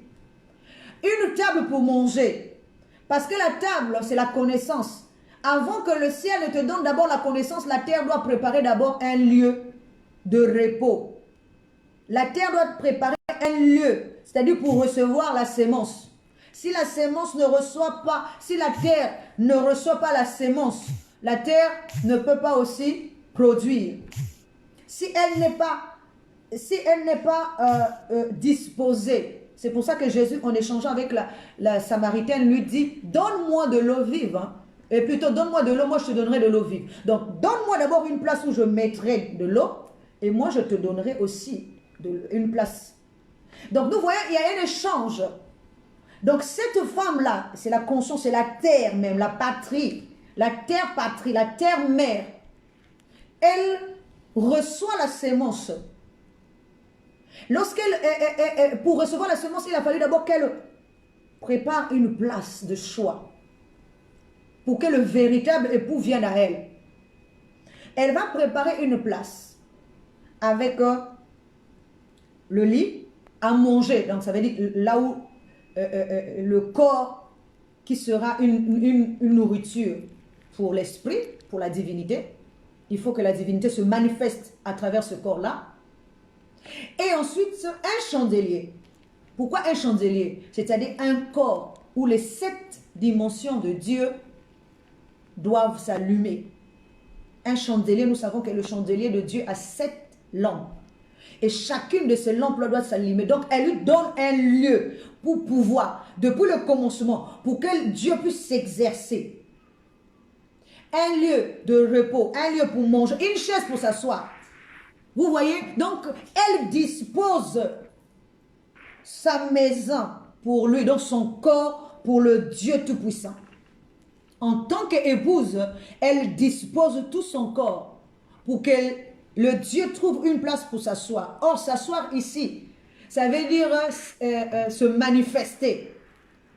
Ça veut dire s'éterniser. Nous voyons même que Jésus, pour faire manger les enfants d'Israël, il a fallu qu'il leur fasse asseoir sur l'herbe verte. Donc, leur a fait asseoir la chose, c'est-à-dire installer la chose, installer c'est là. Inscrire, c'est là. Il faut que ça s'assoie, que ça s'asseye. Il faut s'asseoir, donc s'installer. Installer, c'est là. Inscrire, c'est là. Il faut que cela s'installe. Il faut que cela s'assoie. Il faut manger. La nourriture que la terre donne, c'est son corps. Qu'elle donne d'abord à l'esprit. Donc l'esprit emprunte le corps pour pouvoir se manifester. Le lieu de repos, c'est le lieu où le Seigneur trouve sa place. Et c'est grâce à cela que la divinité lui donnera un enfant. Il nous a dit que l'enfant là ne vient... c'est la prière, c'est Élisée qui dira à la femme l'année prochaine. Nous verrons bien ici que cette conscience, pendant la première année, donc l'année, ça veut dire le premier homme, elle n'a pas eu d'enfant. Donc les 12 premiers niveaux du premier homme, elle n'a pas eu d'enfant. Mais elle aura son enfant la seconde année. Donc le corps, maintenant, de gloire. La nouvelle terre. La nouvelle terre. Nous voyons que c'est une nouvelle terre-là. C'est le Fils qu'elle tient. Donc, Élisée a construit une maison. Et la maison qu'Élisée construit ici, c'est le Fils là. C'est l'œuvre d'Élisée. Nous devons comprendre ça. Chaque enfant que nous enfantons, c'est notre œuvre. Tous les enfants qui sont en train de naître, tous les enfants qui naissent dans un enseignement deviennent l'œuvre de cet enseignement-là. Deviennent le bâtiment pour cet enseignement-là. Deviennent un corps pour cet enseignement-là. Une terre pour cet enseignement-là. Et nous voyons que l'œuvre, mais l'œuvre-là a failli ne pas subsister. Vous voyez l'œuvre. L'homme là qu'on a fait, l'homme là est mort encore. L'homme là est mort encore. Donc c'est toujours l'homme que nous sommes. La terre donne à Dieu toute la disposition pour qu'elle reçoive la sémence, comme Marie, qui est une conscience vierge, qui va recevoir la sémence pour donner à Dieu un corps qui est représenté par le Seigneur Jésus, mais que la mort viendra encore choper. Parce qu'en réalité, Marie était déjà fiancée avec Joseph, mais elle était vierge. Une terre vierge, une terre sainte, parce qu'elle avait été banalisée, assainie, on va dire. On enlevait toutes les œuvres mortes afin que ne restent que les œuvres vivantes. Et elle peut recevoir la bonne sémence. Mais l'enfant qu'elle reçoit, l'enfant là aussi va mourir et ressusciter donc les morts. Nous voyons bien, l'enfant là aussi va mourir. C'est pour ça que Marie aussi voit aussi la résurrection de son fils. Comme cette dame là aussi ira encore chercher Élisée, elle n'a pas pleuré. Elle a dit mon fils est mort. Elle est partie prendre Élisée. Élisée est venu. Élisée, il nous a dit que Élisée a mis les yeux de l'enfant, ses yeux entre les yeux, sa bouche entre sa bouche, et il s'est couché sur lui 7 fois. C'est pour lui transmettre toute la création d'en haut vers cet enfant-là. Cet enfant devient une nouvelle terre, une nouvelle portion de vie. Donc 7 fois, donc les 7 esprits-là, parce que la femme, la terre-là, a enfanté un enfant et a donné à la disposition. L'enfant est mort. Elle est partie aussi pour dire à Élisée, non, mon enfant est mort. Il faut que tu viennes le ressusciter. Moi, je ne t'avais rien demandé. C'est comme Marie. Marie n'a rien demandé à Dieu. Moi, je ne t'avais rien demandé. Moi, j'étais stérile, j'étais tranquille. Toi, tu m'as donné un enfant. Mais l'enfant là, tu veux encore que l'enfant meure. Ah, l'enfant ne mourra pas. Tu viens me le ressusciter. C'est la terre, la mère patrie, celle qui protège son fils. Celle qui ne veut pas que son enfant meure. C'est là que Job dit, le sang ne couvre plus le sang. C'est là que Marie, on lui dit que toi-même une épée te transpercera et les pensées de plusieurs. Parce que si elle ne garde plus les meurtres, ça veut dire qu'elle est une terre assainie. Parce qu'elle a un nouveau fils. Elle a un nouveau fils. Le fils de la promesse. La terre promise. Donc on transmet tout ce qui était à Élie Donc, cette fois, pour transmettre, bouche dans la bouche, yeux dans les yeux. Il faut que l'enfant voie ce que Élisée voit. Il faut que cette fois-là, c'est la transmission de son corps. Tous ses corps, toutes ses dimensions célestes. Et la bouche contre la bouche. Donc, il lui transmet la vie. Tout ce qu'il avait. Tout ce qui était caché. Tout ce qui était en réserve. C'est ça qui doit venir sur cette terre-là. Maintenant, nous voyons ici, cette femme s'étant distinguée. La parole de Dieu nous dit qu'à un moment donné, Élisée lui dit, va-t'en de ce pays, parce qu'il y aura une famine. Pendant 7 ans. Et tu reviendras la 7e année. La femme s'en va dans le pays de Philistins. Et pendant 7 années, il y a famine dans le monde. Cette femme-là devient la réserve de Dieu. Alléluia. Nous devons comprendre. Je sais que ça va être un peu long, mais j'aimerais que vous puissiez comprendre. Vous puissiez comprendre comment c'est profond et fort. Cette femme-là, Élisée, qui est représentée ici par la divinité, va la préserver contre la famine. Or, la famine va tomber. La famine ici, c'est le manque de connaissance. Le manque de connaissance qui tombera sur la terre pendant 7 années.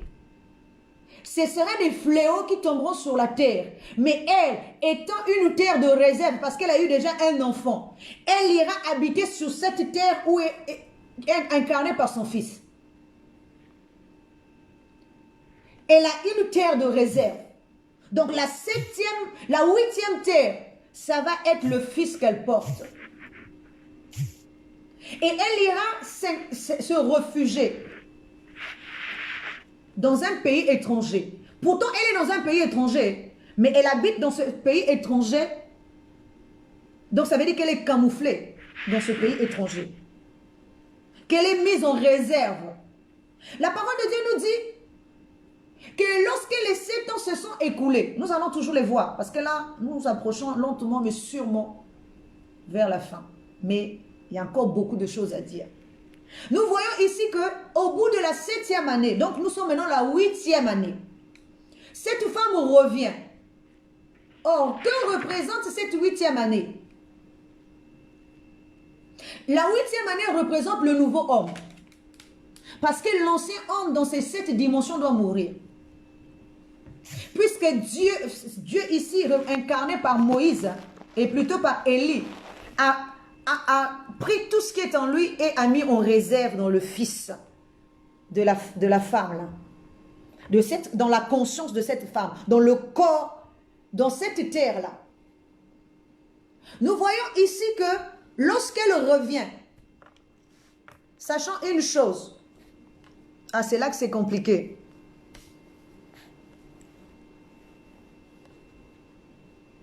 Tout ce qui se passe, l'œuvre que nous sommes en train de construire doit être présentée devant des témoins. Doit être présentée devant les témoins. L'œuvre que cette femme a construite, c'est son fils. L'œuvre que cette femme a construite, c'est son fils. Nous allons voir encore un autre exemple. Marie, après avoir conçu et enfanté Jésus, le 8e jour, Marie ira présenter Jésus à la synagogue. Et devant 2 témoins, parce que la parole de Dieu nous dit que c'est à la disposition de 2 ou 3 témoins. L'œuvre doit parler elle-même. L'œuvre de Marie, c'est son fils. Au 8e jour, l'œuvre là, ça veut dire que l'enfant a été réservé. L'enfant a été, parce que regardez même l'histoire de Marie avec Jésus. Pendant que, lorsque Jésus est né, Hérode veut tuer Jésus. C'est lui le sacrificateur de l'époque. Mais il faut qu'on préserve Jésus. C'est comme à l'époque là, l'enfant est ressuscité. Il faut préserver cet enfant. Allez le mettre quelque part. Jésus est né. Hérode veut tuer Jésus. Mais Dieu, l'Esprit de Dieu dit à Marie de quitter le territoire et d'aller vers un autre pays et d'attendre que Hérode meure. Donc le sacrificateur de la vengeance. le vengeur. Donc, Marie aussi va attendre, va partir. Mais le 8e jour, il nous est dit que Marie emmènera l'enfant. Donc, il a attendu d'abord que les 7 jours du premier homme passent, que l'homme la passe, pour qu'on présente le nouveau homme. Or, on ne peut pas présenter le nouveau homme sans d'abord qu'il soit né avant. L'homme nouveau est né au milieu de l'homme ancien. Comme Moïse qui disait, c'est au milieu d'Israël que sortira un nouveau prophète. Comme Siméon qui attendait la venue de Jésus, de le voir d'abord avant de partir. C'est le nouveau homme. Et il est dit, il faut qu'il voie que l'œuvre est là. L'œuvre est parfaite. L'œuvre a été conçue avant qu'on présente l'enfant. L'enfant, c'est comme nous aujourd'hui. Ne croyons pas que nous allons attendre de mourir pour faire naître notre corps spirituel. C'est de notre vivant ici. C'est du vivant de l'homme que nous devons mettre au monde déjà spirituellement notre corps spirituel. Comme ça, le jour où le vieil homme mourra, on présentera le nouveau homme le 8e jour. Sincèrement, le 8e jour, c'est le jour où le nouveau homme est présenté au monde. Parce que, comme on dit, le roi est mort, vive le roi. Donc la première semaine est partie, vive la deuxième semaine. Nous voyons également que lorsque cette femme revient, elle revient pour demander la portion de terre et le champ qu'elle avait laissé. Alors qu'au départ, elle est partie avec sa maison. Avec son fils et sa maison, donc son corps et sa maison. Mais qu'est-ce qu'elle a encore laissé là-bas? Puisqu'on nous dit qu'elle est partie avec sa maison. Est-ce que c'est une maison physique qu'on se déplace avec, qui est représentée par une tente? Mais elle, lorsqu'elle revient, elle vient encore voir le roi. Or, le roi ici, c'est toujours l'homme. Elle vient réclamer. Et nous allons parler maintenant de la réclamation de l'épouse. Le corps saint qui est incarné par l'éternité. Quand l'éternité revient, elle vient réclamer ce qui est à elle. La portion de terre, la maison, le champ. Le champ, c'est le monde. Nous savons que le champ, c'est le monde. Et dans le champ, là, il y a une maison. Et la maison, là, c'est l'homme. Et l'homme, là, appartient à la conscience suprême. Elle appartient à la conscience divine. Elle appartient à la terre. C'est son corps. Elle doit se manifester. Nous allons encore prendre cela comment? Nous allons prendre l'exemple de cette femme qui réclame sa terre. Oui. D'abord, la femme qui réclame, nous allons prendre un autre exemple. L'exemple de Marie de Magdala. La parole de Dieu nous dit que Marie de Magdala, une fois Jésus mort, le premier jour de la semaine, Marie de Magdala est venue au tombeau avec des aromates pour pouvoir, pour aller chercher Jésus. Pour beaucoup d'entre nous, nous voyons cet acte, bon, pour beaucoup de gens, nous voyons qu'elle a porté des parfums dans le sens physique. Il y en a d'autres, ceux qui sont plus avancés spirituellement, se disent qu'elle n'avait plus le droit d'apporter des aromates alors qu'elle avait déjà embaumé le corps. Alors que moi, je veux vous dire non. Pourquoi? Parce que lorsque Marie de Magdala ici va au tombeau pour chercher le corps de Jésus, elle aussi, elle va réclamer une terre. Elle aussi, elle est en train de réclamer une terre, mais elle porte son fils dans ses mains. Et le fils qu'elle porte ici, ce sont les parfums. Parce qu'elle incarne l'esprit de l'odorat. L'esprit du parfum. C'est pour ça qu'elle avait embaumé Jésus avant que Jésus ne parte. Parce que l'enfant qu'elle porte dans ses mains, là, c'est l'odeur. Et c'est cette odeur-là. Parce que Jésus ne peut pas monter dans le ciel s'il ne dégage pas une bonne odeur. Donc l'enfant qu'elle a fait naître, c'est la bonne odeur de Jésus. Or, la bonne odeur de Jésus est représentée par les myrrhes et les martyrs, les aromates qu'elle porte, comme la reine de Saba. La reine de Saba est venue de loin pour apporter un bon parfum à l'homme. L'homme avait une mauvaise odeur, représentée par Lazare qui est mort dans le tombeau, qui sentait déjà. C'est ça le premier homme. Mais lorsque la reine de Saba Seba a quitté son pays des extrémités de la terre. Donc une terre lointaine. Il est dit que une parole qui vient d'une terre lointaine est comme une eau fraîche qui altère. Ça veut dire qu'une nouvelle connaissance, qui est une bonne odeur, et cette bonne odeur fait lever le corps de l'homme. La nouvelle connaissance, la connaissance de la vérité est un parfum de bonne odeur qui fait lever l'homme vers le ciel. Et l'homme, quand il reçoit cette connaissance de la vérité, l'homme rentre dans une bonne odeur. Et celle qui détient ça, c'est Marie de Magdala. Marie de Magdala qui connaît comment faire ce parfum-là, parce qu'il nous a dit qu'elle a emmené un parfum de bonne odeur. Et le jour où elle va au tombeau, elle va avec les parfums. Ce n'est pas pour embaumer Jésus, parce qu'elle avait déjà embaumé Jésus. C'est pour présenter son œuvre. Je vous dis maintenant, toute personne qui construit, toute personne qui est en train de faire une œuvre, une fois l'œuvre finie, il faut qu'il présente son œuvre. Je vais vous dire, Jean-Baptiste, une fois qu'il a fini de faire son œuvre, lorsque Jésus est sorti de l'eau, il a dit, voici l'agneau de Dieu qui ôte le péché du monde. Parce que Jean-Baptiste aussi a fait naître Jésus. Donc, après cette naissance, il l'a montré, il présente l'œuvre.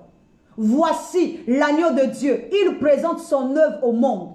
Quand tu as fini de construire, quand tu as fini de bâtir la maison, mais toutes les maisons ne subsisteront pas. Tu peux présenter la maison, mais il faut que maintenant la maison subsiste. C'est pour ça qu'on parle de maison avec témoins. Il faut qu'il y ait des témoins. 2 ou 3 témoins. Alléluia. Et dans le cas de Jean-Baptiste, pourquoi la maison de Jean-Baptiste va subsister? Parce que Jean-Baptiste a 2 témoins. Et il y a les 2 disciples qui sont avec Jean-Baptiste, qui vont quitter Jean-Baptiste pour suivre Jésus. La maison, et il y a des témoins. 2 témoins. Ce sont aussi les 2 témoins là sont la ressemblance et l'image de Dieu. Il faut que la maison que tu es en train de bâtir puisse porter la ressemblance et l'image de Dieu. Sinon, ce n'est pas. Ce sont les 2 témoins qui vérifieront que la maison... Ce sont aussi les 2 oliviers qui sont à côté du chandelier. Le chandelier, c'est lui-même Dieu. Et il y a 2 oliviers. Et les 2 oliviers de la fin du temps. L'image et la ressemblance de Dieu. Tu ne peux pas bâtir une maison sans l'image et la ressemblance de Dieu. C'est pour ça que lorsqu'il a fini, ils ont quitté le vieil homme pour partir avec lui. Nous voyons également que Marie, mère de Jésus, elle présente également son fils à la synagogue devant Anne de Phanuel et Siméon, 2 témoins, pour confirmer que l'enfant porte bel et bien l'image et la ressemblance de Dieu. Nous voyons ici Marie de Magdala. Lorsqu'il présente son œuvre, elle présente plutôt son œuvre. L'œuvre, c'est l'odeur, parce que l'enfant doit naître dans tous les sens de l'homme. La vue, l'odorat, dans les 5 sens de l'homme. Elle présente l'enfant. Alléluia. Nous voyons que quand elle présente l'enfant ici, la parole de Dieu nous dit d'un côté, il y a Marie, mère de Jésus. Il y a aussi Marie, mère de Jacques, avec Marie de Magdala, le jour où ils sont partis au tombeau. Marie réclame le corps de Jésus, la terre qui lui revient de droit. Mais comme cette terre, oui, la parole, l'œuvre est bâtie. Et donc, Marie doit présenter l'œuvre. Son œuvre, c'est le parfum, c'est la bonne odeur qui fait monter l'œuvre jusque dans le ciel. La bonne odeur, le bon enseignement. L'œuvre bâtie doit être présentée. Nous voyons aussi Ponce Pilate. Lui aussi, il bâtit l'œuvre. Alléluia. Ah, ça... Nous voyons une fois qu'il a vêtu Jésus d'un manteau de pourpre, il a mis une couronne d'épines sur la tête de Jésus. Il va présenter Jésus 2 fois. Il va dire la première fois, voici l'homme. Et la seconde fois, voici votre roi. Il confirme qu'il est leur roi. Il présente Jésus sous 2 formes. La forme du roi et la forme de l'homme. C'est son œuvre. Ponce Pilate a construit, Ponce Pilate a bâti une œuvre, a fait naître Jésus, selon la couronne d'épines et le manteau. Mais une fois que l'œuvre est finie, l'œuvre est bâtie, il a présenté l'œuvre au monde. Voici. Et nous savons qu'à cette époque, les sacrificateurs qui étaient de service, c'était Caïphe et Anne, qui étaient des sacrificateurs. Donc lorsqu'on présente, parce que ce sont ces sacrificateurs-là qui sont en train de persécuter Jésus. Mais l'œuvre est bâtie. Avant de, si on présente l'œuvre, c'est que l'homme ancien est déjà passé. On reçoit l'homme nouveau. Il dit, voici l'homme. Et ensuite, il dit, voici votre roi. Donc, il présente le corps et l'esprit. Deux œuvres qu'il a construites, lui, en tant qu'esprit du monde. L'esprit du monde, c'est lui qui bâtit le corps terrestre et le corps céleste. Comme je vous ai dit, dans le commencement, la terre qui a reçu et les oiseaux et les animaux de la terre. C'est la terre qui construit le corps céleste et le corps terrestre. Ce n'est pas la terre céleste, mais c'est la terre terrestre qui construit ou qui enfante un corps. Nous continuons. Ponce Pilate, nous allons parler de Jésus. Nous allons aussi parler de Judas Iscariote. Parce que pour beaucoup de gens, nous maudissons Judas Iscariote. Mais nous ne savons pas que Jésus, l'œuvre doit parler. Il y a une œuvre qui doit mourir. Mais si l'œuvre ne parle pas, s'il n'y a pas de témoin, l'œuvre là mourra. Il nous est dit, l'œuvre de chacun sera manifeste. Et l'œuvre qui subsistera, c'est celle-là qui demeurera. Mais si l'œuvre ne subsiste pas, c'est qu'il n'y a pas de témoin. Personne n'a vu ce que tu as fait. Ça n'a été que du vent. Judas Iscariote, son œuvre est une œuvre de vent. Parce qu'il enfante Jésus. Alléluia. Il présente Jésus par un baiser. La parole de Dieu nous dit qu'il est venu avec une troupe de gens. Et à un moment donné, il va faire un baiser à Jésus pour présenter Jésus que c'est lui. Il présente son œuvre. L'œuvre qu'il est en train de présenter, c'est l'œuvre de la mort. Or, il nous est dit que l'œuvre de la mort ne subsistera jamais.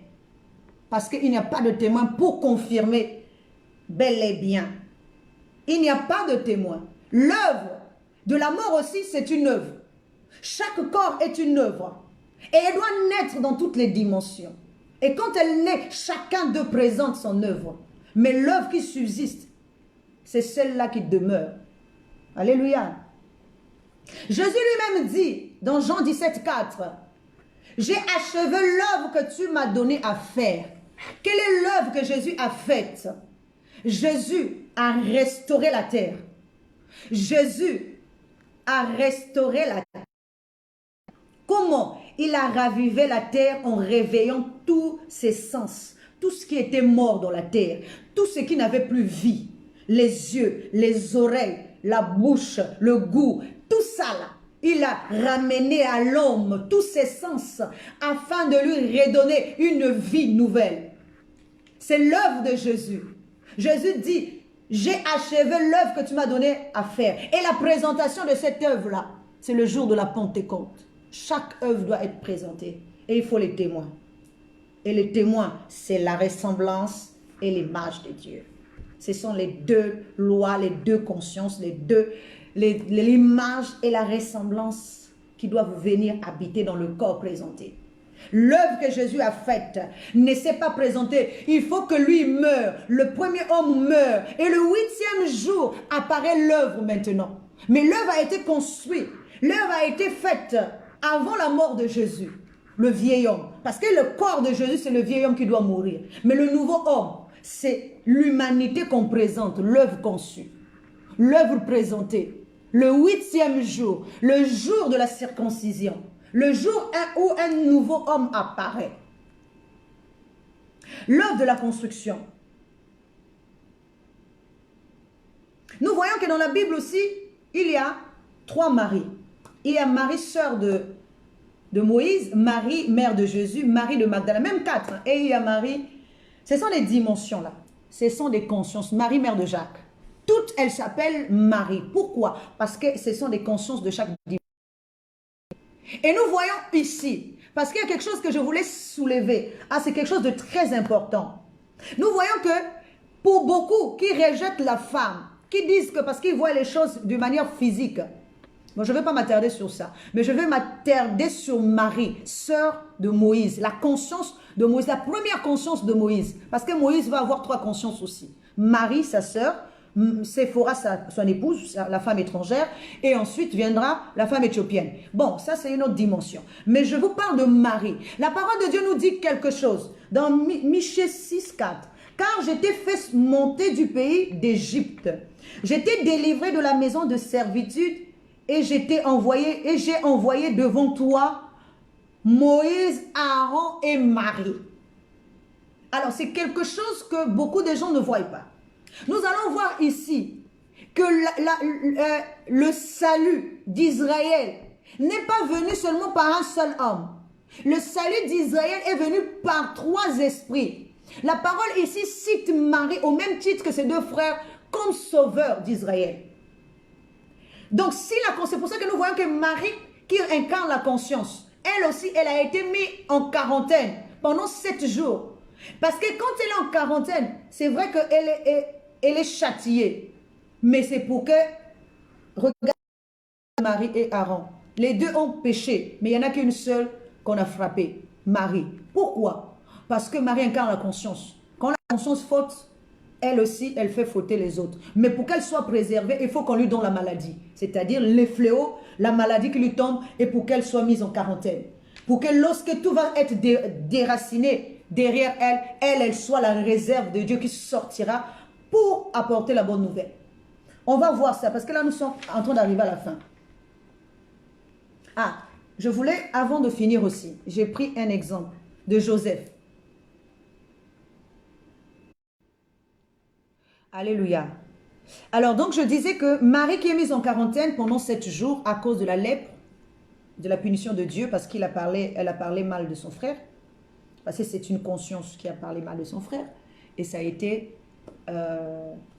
comme une rébellion. C'est ça, la rébellion. Et comme ça a été comme une rébellion, on l'a mis en quarantaine. Donc, elle a péché, on l'a mis en quarantaine. On n'a pas mis Aaron, mais on l'a mis elle. Pourquoi? Parce qu'elle, elle est supérieure à tout le monde. C'est elle, la conscience. Elle n'est pas un corps, mais elle est la conscience divine. Alors, nous allons voir encore pourquoi on parle de 7 années, 7 jours de la semaine. Pourquoi le 8e jour? Nous voyons ici que l'Église, ce sont les 7 corps-là. Ce sont les 7 terres.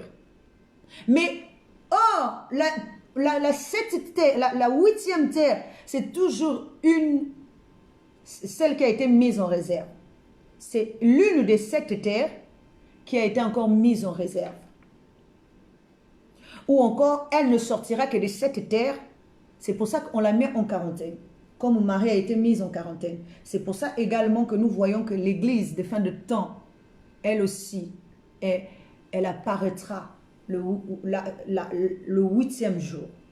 Vous allez me dire comment. Je vais vous dire ça. Il faut d'abord qu'il y ait 7 lettres écrites aux 7 églises dans le monde. Ce sont les fléaux. Les 7 églises, ce sont la réclamation. Donc la femme, la propriétaire du terrain. La conscience suprême qui est en train de venir récupérer son champ et sa maison. C'est ça l'église de la fin de temps. Donc la conscience divine. Dieu qui vient récupérer son épouse. Qui vient récupérer, et la conscience divine qui vient récupérer sa terre, qui vient récupérer sa maison. Pour cela, elle envoie d'abord 7 lettres aux églises pour leur demander de se préparer. Oui, et 7 lettres aux églises. Et les 7 fléaux qui vont frapper, c'est pour détruire la première terre. La première terre qui est incarnée par les 7 jours de la semaine. Par les 7 esprits, les 7 consciences, les 7 enseignements, les 7 lampes allumées. Tout ça là va passer pour qu'arrive maintenant une seule, le 8e jour. Et vous allez me dire comment? Alors, la parole de Dieu nous dit dans Apocalypse 14, 6, Jean dit, je voyais un ange voler par-dessus le ciel avec un évangile éternel. Or, l'ange qui porte l'évangile éternel n'est que l'épouse elle-même. Parce qu'il est dit que la première terre sera enroulée. Donc ça veut dire que c'est la connaissance. La connaissance qui sera enroulée et jetée. Une nouvelle terre viendra. Or, la nouvelle terre n'aura plus de cette dimension. Ça sera une seule dimension, une seule compréhension. Donc, un nouveau évangile qui aura un bon parfum, un parfum de bonne odeur, qui va se répandre sur le monde. Il est dit que l'ange la parlera aux nations, la terre, à tout peuple, à toute nation. Ça veut dire que c'est la bonne odeur qui se répand. C'est l'œuvre qui est manifeste. Pourquoi? Parce que nous devons savoir aussi une chose. Quand Dieu fait son monde, Dieu met une réserve. Regardons dans Ésaïe 48 de 1 à 12. Dans le 9e verset, il nous est dit que les enfants d'Israël, quand ils sont arrivés dans le pays des Canaan, ils ont commencé à faire la répartition des villes selon les tribus. Ils ont divisé le pays en 13 portions. Ils ont divisé le pays en 13 portions. Or, pendant qu'ils ont divisé le pays en 13 portions, ils ont mis une en réserve. Celle qui était en 13 portions, donc 12 pour chacune des tribus. Et la 13e était la réserve de Dieu, gérée par les sacrificateurs. Or, nous savons que lorsque Jésus était là, il avait aussi 13 tribus avec lui. La réserve de l'Éternel, c'était Marie de Magdala. Celle qui porte le parfum. Celle qui porte la bonne odeur. Celle qui garde, c'est la réserve. Comme Dina était la réserve aussi du temps de Jacob, c'est-à-dire du premier homme, de la première connaissance. Mais elle a été violée et donnée à l'homme. L'homme qui l'a violée, c'est à elle qu'on lui a donné. On a dit épouse-la. Mais or, elle, Marie de Magdala, c'est la 13e terre. Le 13e disciple qui aura, elle, un autre enseignement de résurrection, je vous ai dit ça. Pas l'enseignement de la mort de Jésus, mais l'enseignement de la résurrection.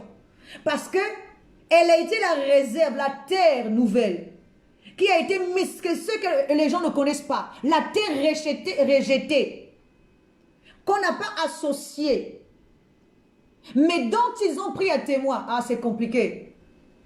Le jour où les enfants d'Israël étaient en train de faire toutes les tribus d'Israël étaient en train de faire leur réunion. Ils ont pris à témoin une pierre. Cette pierre-là, c'est la 13e terre. La terre où l'homme séjournera demain. Le nouveau évangile, parce qu'elle est témoin de tout ce qui se passe entre eux. Chaque tribu parlait. Mais ils ont dit, Josué a dit, nous prenons cette terre à témoin. Vous avez bâti cette terre-là. C'est la conscience collective. Cette terre-là, c'est la conscience de Marie qui doit être mise à nu. Cette terre-là, c'est la terre qui a reçu tout le sang versé qu'il faudra après mettre à nu pour que tout ce qui se passe, les œuvres qui ont été faites, soient vues. L'œuvre de qui subsistera? L'œuvre de qui va subsister? L'œuvre morte partira, mais l'œuvre qui porte la vie restera. Parce que l'œuvre de chacun doit subsister. Oui, ce sont les réserves, la réserve de Dieu. La terre sainte. La terre qui descend du ciel. Qui a été témoin depuis le départ. Cette terre-là en forme de pierre. Il est dit que Jésus est une pierre angulaire. Il est dit que Jésus est la pierre principale que les bâtisseurs ont rejetée. Mais elle était là. C'est la vérité. La vérité, on ne peut pas la cacher. La vérité, tôt ou tard, finira toujours par s'imposer. C'est pour ça que nous voyons que le face-à-face, parce que là, nous sommes en train d'arriver à la fin, le face-à-face entre maintenant le premier homme et le dernier homme, l'esprit des ténèbres et l'esprit de lumière, qui va prendre la terre. Et le face-à-face se produit entre David et Goliath. Goliath représente les ténèbres, donc la mort. Et David représente la lumière qui va s'incarner. Et la terre qu'ils veulent, c'est la terre de Soko. Soko, c'est la terre de Dieu, réservée. Alléluia. Oui. Et nous voyons que cette terre-là donne une pain. Alors, là nous sommes en train de finir. Job 28, 5 nous dit, la terre d'où sort le pain est bouleversée de ses entrailles comme par le feu. Nous voyons que dans la terre, il n'y a pas de pain. Le pain ne sort pas comme ça dans la terre. Donc ça veut dire un corps. C'est la terre qui donne un corps. Tant un corps spirituel qu'un corps terrestre. C'est la terre qui est la mère. C'est la terre qui fait tout. Il nous est dit, Ésaïe 30, 23, le pain que produira cette terre sera savoureux et nourrissant. La terre produit, la terre là, la nouvelle terre, le pain qui produira, donc ça veut dire le corps définitif, le corps éternel, le corps de l'éternité sera un pain savoureux, sera un pain nourrissant qui nourrira l'homme pour l'éternité. Nous voyons encore ici, la parole de Dieu nous dit, Ésaïe 53, deuxième verset, il s'est élevé devant lui comme une faible plante, comme un rejeton qui sort d'une terre desséchée. Qui est sorti d'une terre desséchée? Pendant que la terre là est desséchée, mais Jésus est sorti de cette terre desséchée, cette terre stérile qui ne pouvait rien donner. C'est pour ça qu'il n'avait ni beauté, ni éclat, on ne pouvait pas le reconnaître. C'est pour ça qu'il est né comme dans une étable. Or, l'étable ici représente cette terre, la chair. Une terre desséchée qui ne produit rien, mais qui finira par produire un fils. Qui finira par produire un fils dans sa vieillesse, parce qu'elle a vieilli. Elle n'est plus rien. Et nous voyons encore, Job 38, 14. Pour que la terre se transforme comme l'argile, qu'il reçoit une empreinte et qu'elle soit parée comme d'un vêtement. Oui, la terre doit être malléable parce qu'elle reçoit l'empreinte, c'est-à-dire la connaissance de Dieu. Elle reçoit le sceau de Dieu, le tampon de Dieu. Elle est parée dans un nouveau vêtement, donc dans une nouvelle robe, un nouveau corps, le corps de l'éternité. Et Lévitique 25, 23 dit, les terres ne se vendront point à perpétuité, car le pays est à moi, car vous êtes chez moi comme étrangers et comme habitants. Donc, Dieu est en train de dire à toute l'humanité, à toute la population, à tous ceux qui avilissent par les œuvres la terre, que nous ne serons jamais, que la terre ne se vendra toujours pas, parce que celui qui vend, c'est Dieu qui permet cela.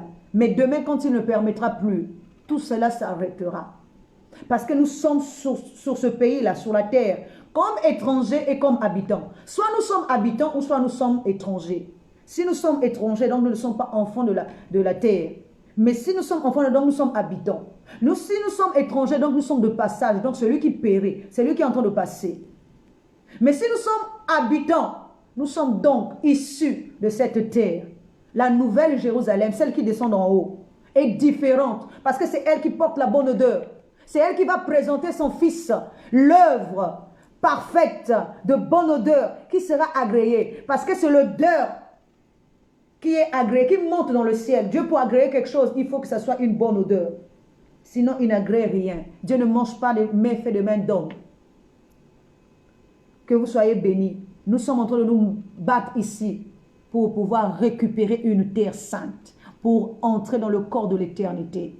Toi et moi, nous sommes en train de nous battre contre l'obscurité, contre l'ignorance, contre l'aveuglement, la sourdité, l'infirmité. C'est Jésus qui est en train de faire ce travail au-dedans de nous pour restituer tous nos sens afin que nous rentrons dans le corps de l'éternité dans le nom de Jésus. Nous allons prier. Gloire et honneur à toi pour ce moment que nous avons passé. Je te bénis parce que tu es Dieu. Continue à te manifester grandement, puissamment.